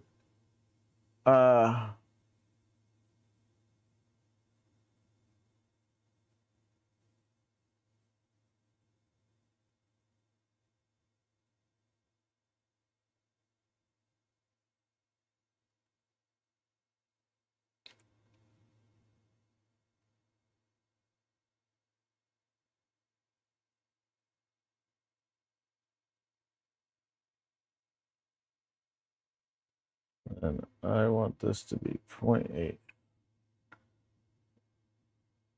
slice. How many do I end up with now? 92. Yeah, but you can mess with the adaptive layer height and you can get it. It wasn't wanting to do it for whatever reason when I had multiple on the plate. But when I moved it to just one, it let me do it.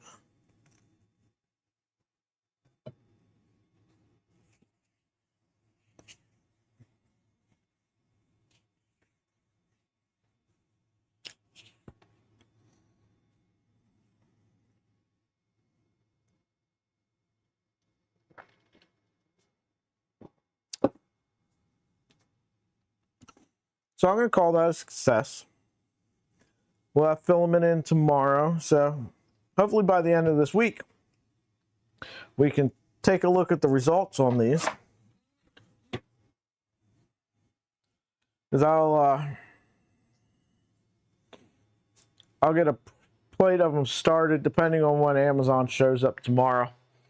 Either tomorrow afternoon if they show up early. Or Thursday, or no. Yeah, or Thursday morning. And we'll see how they turn out.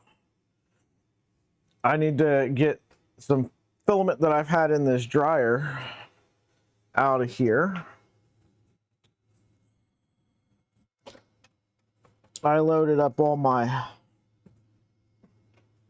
Dolos ASA. So when I went to print with it, it was good and wet.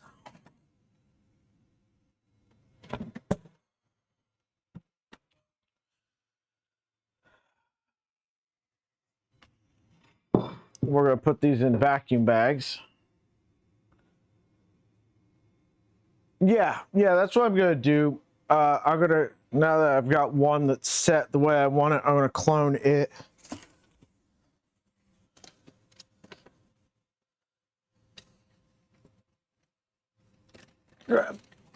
3 vacuum bags.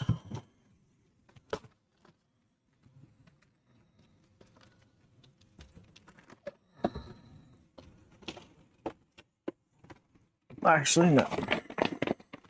Yeah, 3 vacuum bags.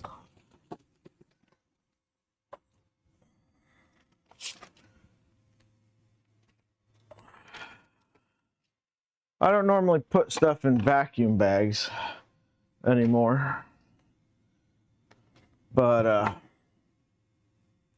seems like a good time to put these in there so that they stay dry.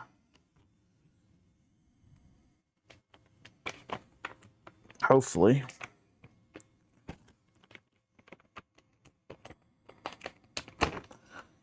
Any of you that have worked with the Ambrosia Dolos ASA will know the struggle.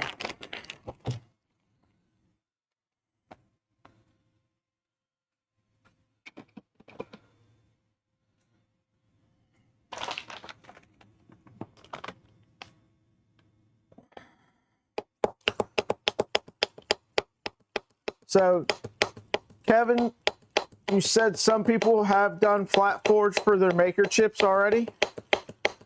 And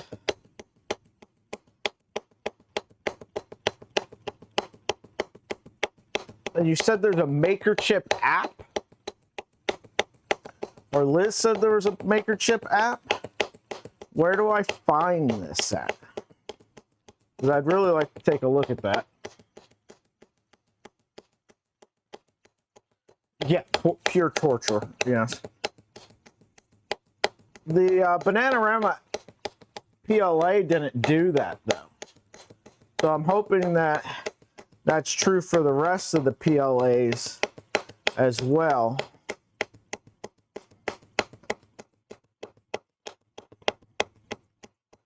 Though I can always dry it in the S4, put it in the box turtle, and turn on the poly dryer. I really want to get at least one more poly dryer and some of those Polymaker dry boxes, the containers that you put them on, to put some of the MakerChip app. It's a website. It's not an not an iPhone app then.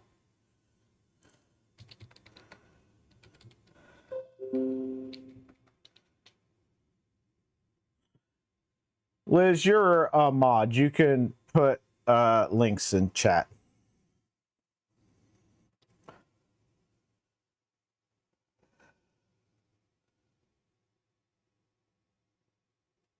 I try not to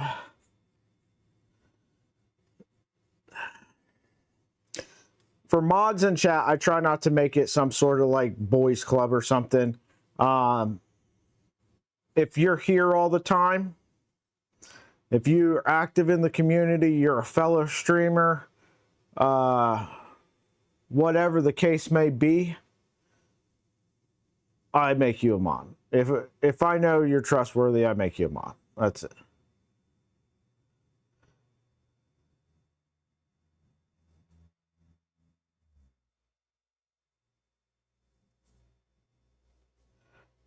How do you like the Happy Turtle lettuce feeder? I was going to build one and then realized that the board I had wasn't compatible because it was a older version.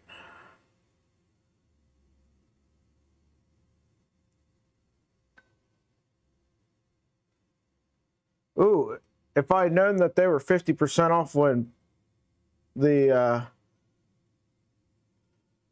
Best Buy thing happened, I would have grabbed a couple. Yeah, I think I'm going to, if I can, if I win any more, like, Polymaker giveaway things.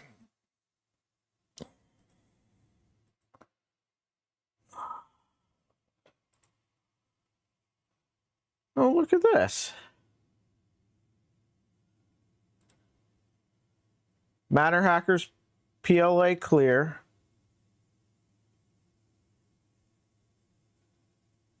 Cold White.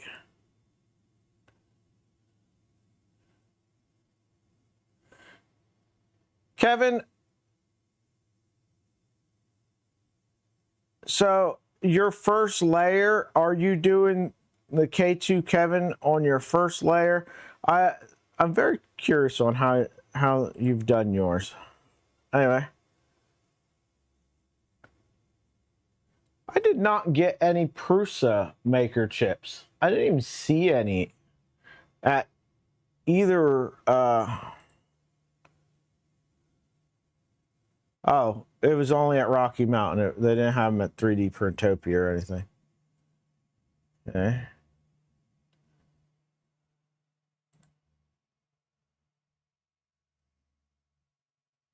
Void Star Labs.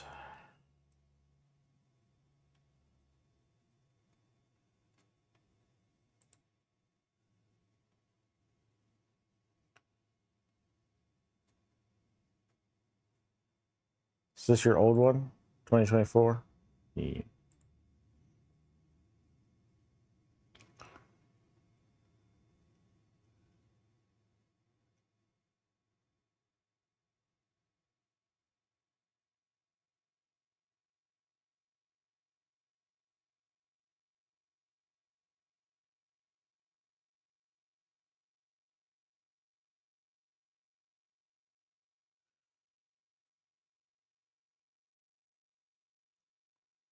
So I'll have to add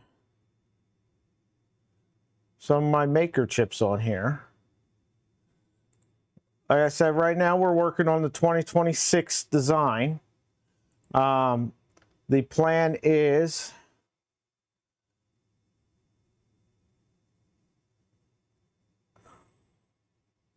to have a table at Murph.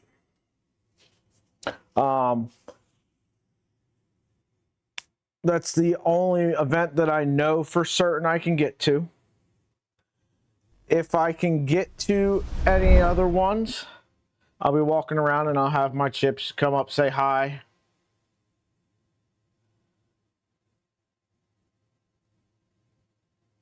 And, you know, I will gladly give you one of my chips. I actually ran through all of the chips that I had at 3D Printopia.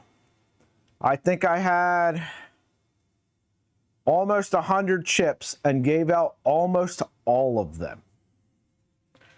I was astounded because I think Murph, I gave out maybe a dozen of them, and that was not the same story at 3D Printopia. I actually, by the end, I was like, you know, I kind of want to save one of each one of these that I have, so that I have like at least one of each of the maker chips that I've made in the past. So I stopped handing them out so that I would have one of each style that I had.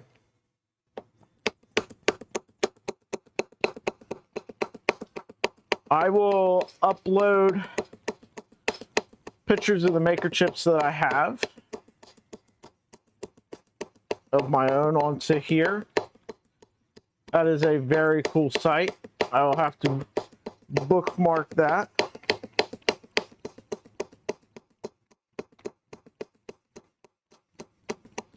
If you guys haven't been by, so Kevin and Pezliz and Zombie are normally all together at these events. Now, I guess Zombie's not going to be doing the events in the future, so is it just going to be you and Kevin from now on, Liz?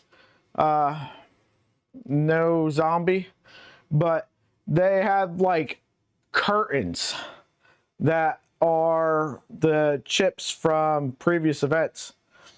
I was trying to see if I could find the chip I gave you guys at Murph in the curtains, but it was way too crowded, and I couldn't deal with the crowd, so I gave up looking.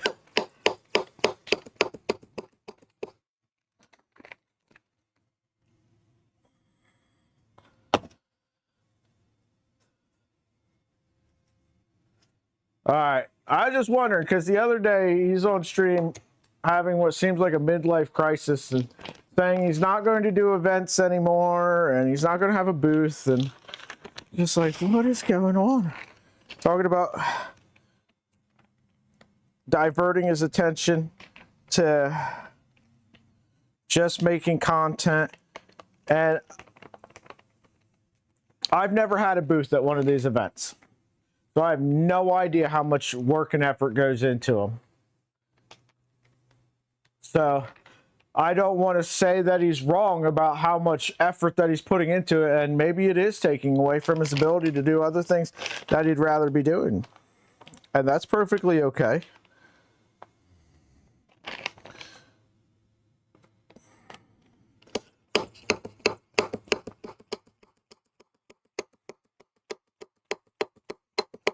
He gave me a roll of his filament at 3D Printopia, and he gave me a can of Moxie. The can of Moxie has a label on it in the fridge telling all the kiddos not to drink that, and I promised him that I would use it for a blaster build, and I know exactly what blaster build it's going to be. I'm waiting for the hardware kit for it now, but the plan is to drink that can of Moxie while I build that blaster with his filament. I've never tried Moxie before in my life, so it's going to be an experience, I'm sure.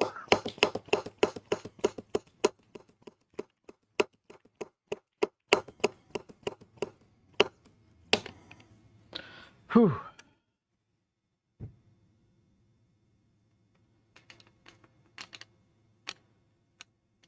He wants to play with his camera toys more. Hey, I get it. I mean, if I had cool cameras, I'd want to play with them too. All I've got is, well, these two cameras aren't bad. The overhead and this one. The kind of like mobile one's crap. I want to try the 4K one that Walmart has, the O&N brand one. See if that's any good. So I'd rather not spend another $150 on another camera. But I think 3 kind of works perfect. It was nice when I was streaming on the Mac, because I could use my phone as a camera, just integrated right into it. Just click on it and there was my phone, and I could use that to walk around and show people whatever I wanted.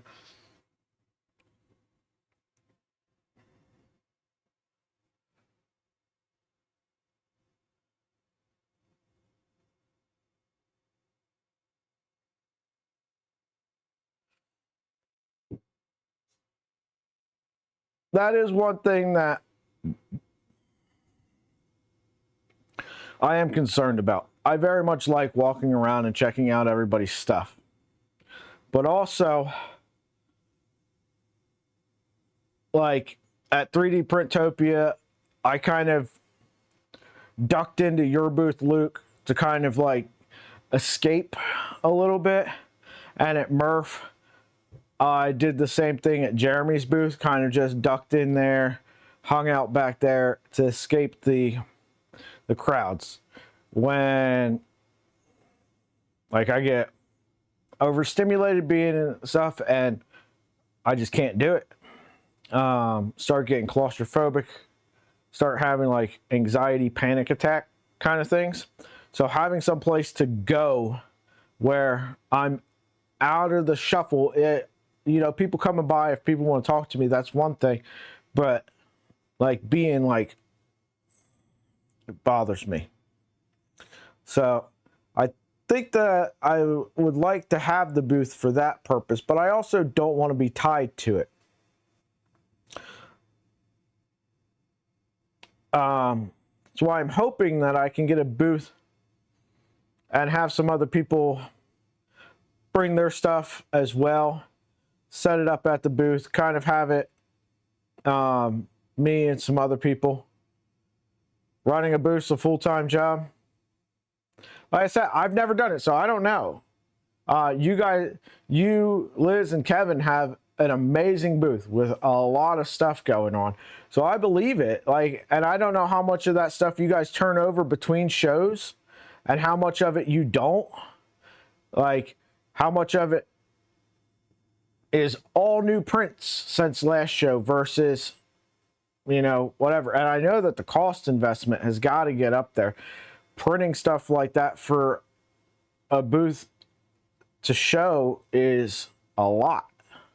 And then if you guys, like, you guys have nice setups, you know, displays, tablecloths, banners, all that stuff costs money, and it costs time and energy and effort. And I don't know how much you guys know before you get to an event about how things are going to be set up. So are you like trying to get there the day before and figure out, okay, we've got this stuff and we've got this space, how are we going to make it fit?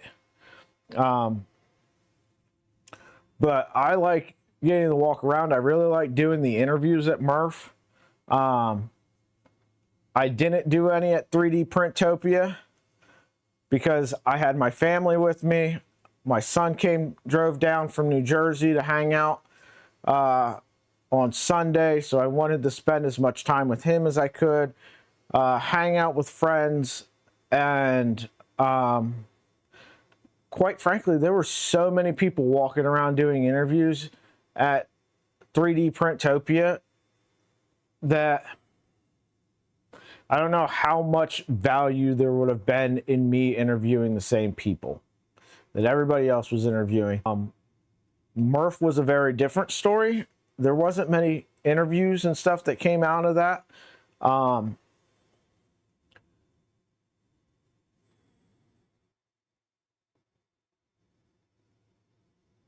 wow. You guys give away most of your stuff? My daughter, my 6-year-old, wanted so badly one of those basketballs.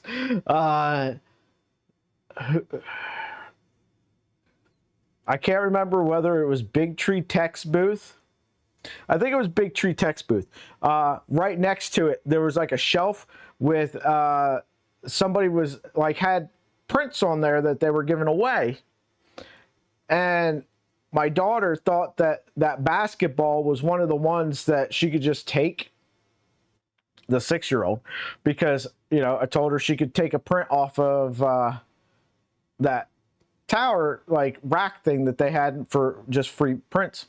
I'm like, no, that belongs over here. You can't take that. So now every single day almost she asks me if I'm going to print her basketball, and I've got to get whatever material it is to print it. Apparently, not protopasta, Prushiment has a filament to print the basketballs, I guess. Get on it. That stuff's expensive. Let's just look it up. I don't know where you'd even go to buy Prusa filament.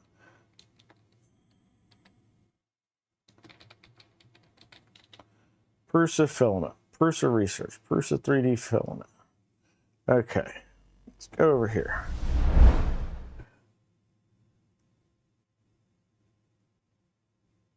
Is PVB the one that they're using for the basketballs?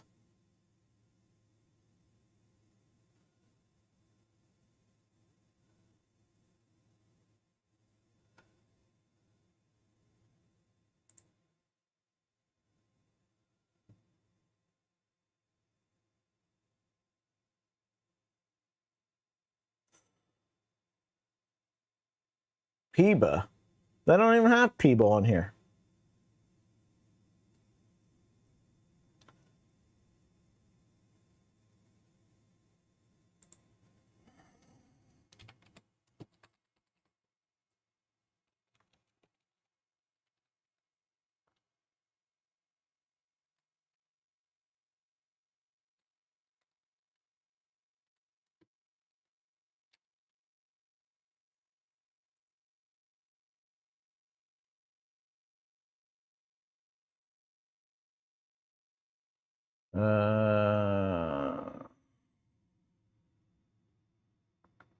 Filament.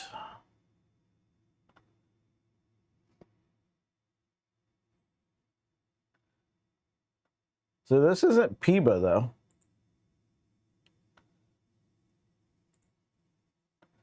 But yeah, it's $52.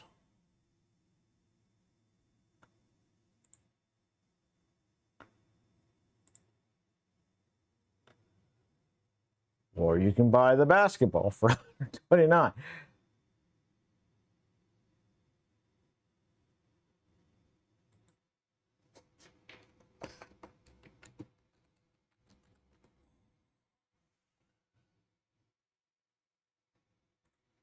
PIBA filament on Amazon.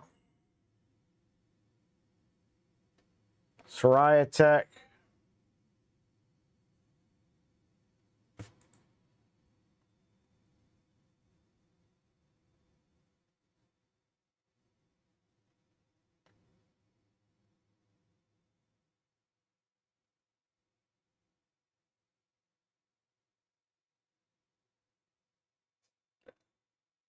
Which is the really stiff TPU?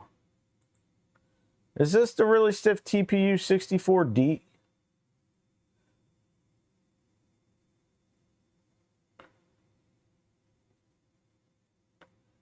Semi-rigid.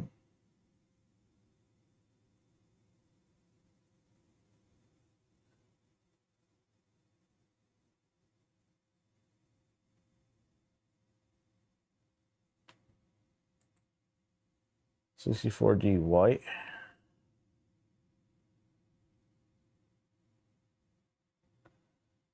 But yeah, PIBA's $60. What did I need this? Oh, that's what I needed it for. Add to cart.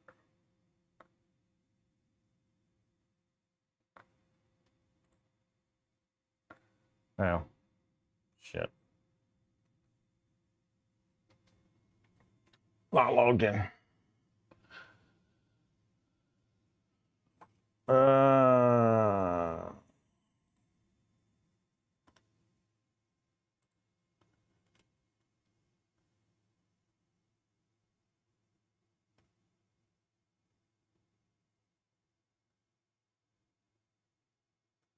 Yeah. I don't want to try something. I want to buy something, regardless of whether it's $50 or $20 or $60, whatever it is. I want to buy it once. I don't want to buy a $30 roll of filament to see if it works. I want something I know is going to work.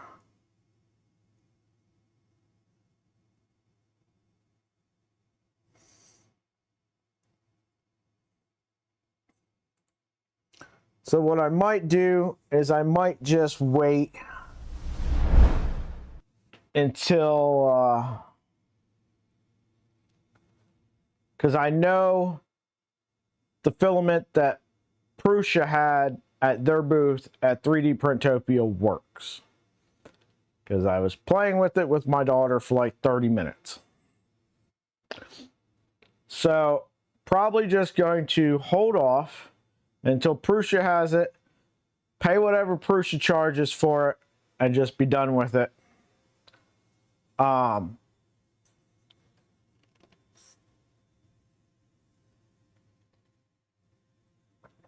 Try to print a basketball in a size that gives me at least half of the roll to still play with for other stuff. I do need to buy the stiff TPU.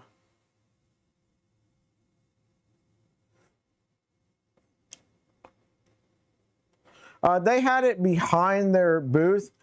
They didn't have them out normally, but Sunday morning, when we first got there and everybody that was coming in was still upstairs and there was like nobody downstairs, the guys at the booth were playing with it. And I asked if I could see them, and because My 6-year-old is super into basketball. She's very good at it. Better than me. Yeah. Oh my God, that was a hilarious stream yesterday. Greg's Maker Corner, if you guys didn't see it, they're like doing a custom filament. It was quite amusing.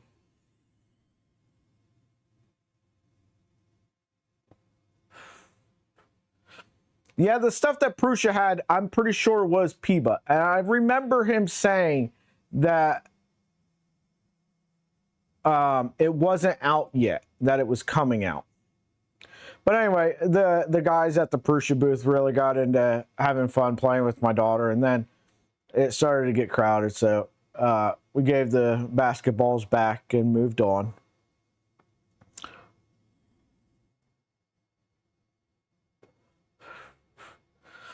Yeah, it was. I was laughing so hard, and I needed it. Yesterday was just a rough day, and for no reason at all. It was just a rough day.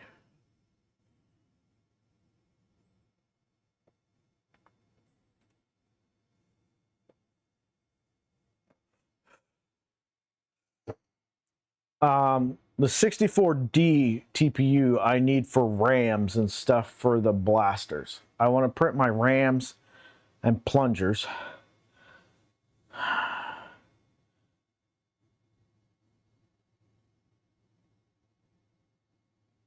In that stiff TPU.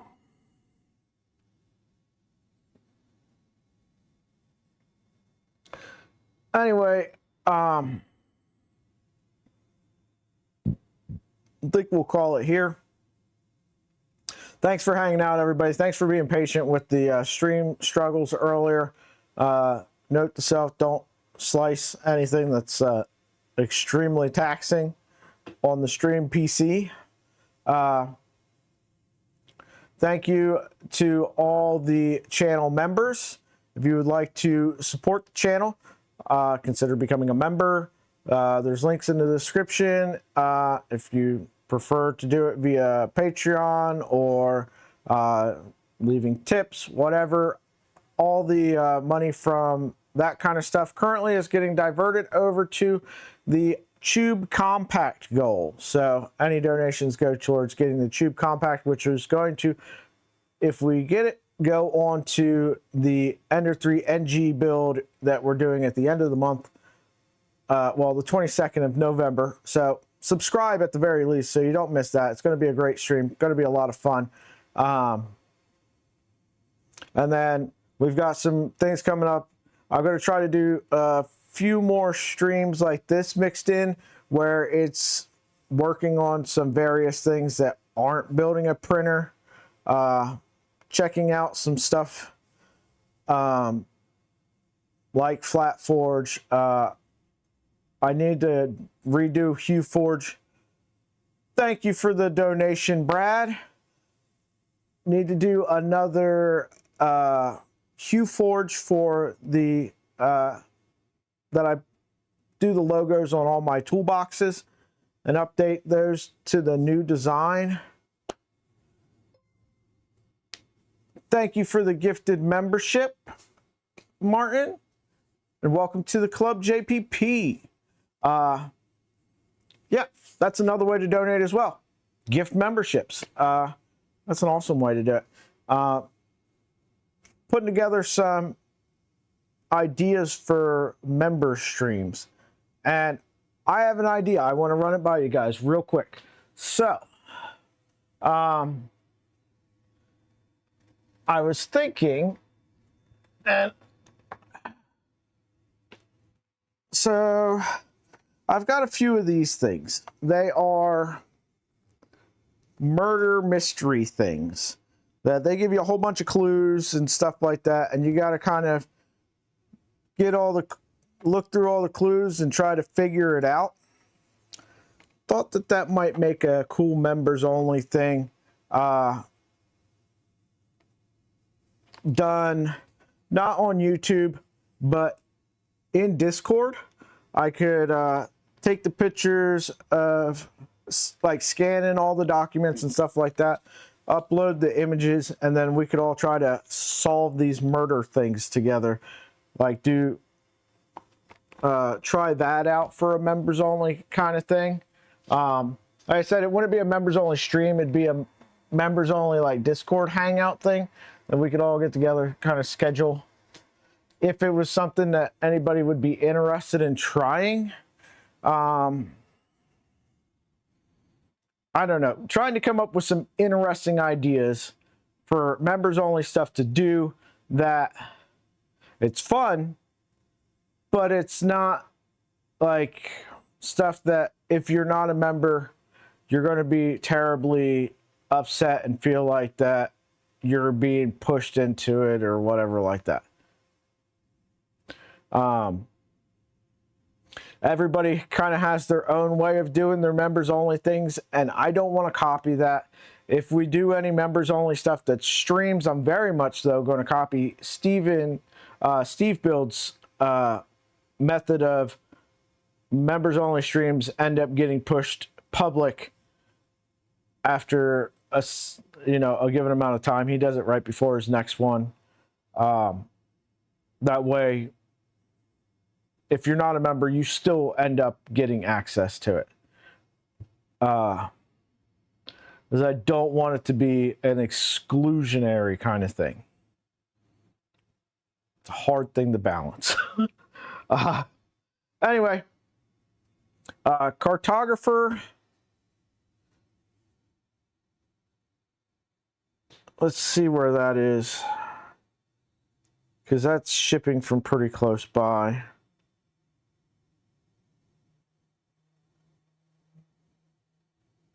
Where does it say? When does it say that's showing up? Oh, Friday. Never mind. I thought it might show up tomorrow. I was wrong. Later, JPP.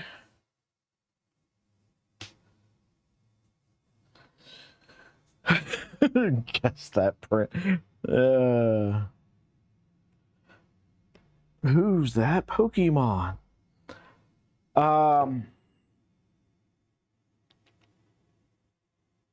Yeah. That's it. I'm working with a few ideas. That's just one of them.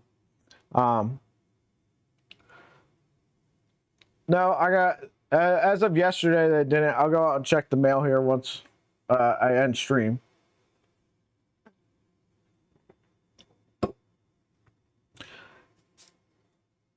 But, yeah, that's about it. Thank you for joining, everyone. Thanks for hanging out. Appreciate all of you. You guys have a great day. Once again, thanks to everybody that is a member, has become a member. It's a member on Patreon. However you choose to support, if you have chosen to support the channel, I appreciate it. And I try to make sure that that stuff gets used for the channel. The cartographer I bought with donation money. Money has been donated before for this workbench that we did for that build series. I got some more ideas for this coming up in the future.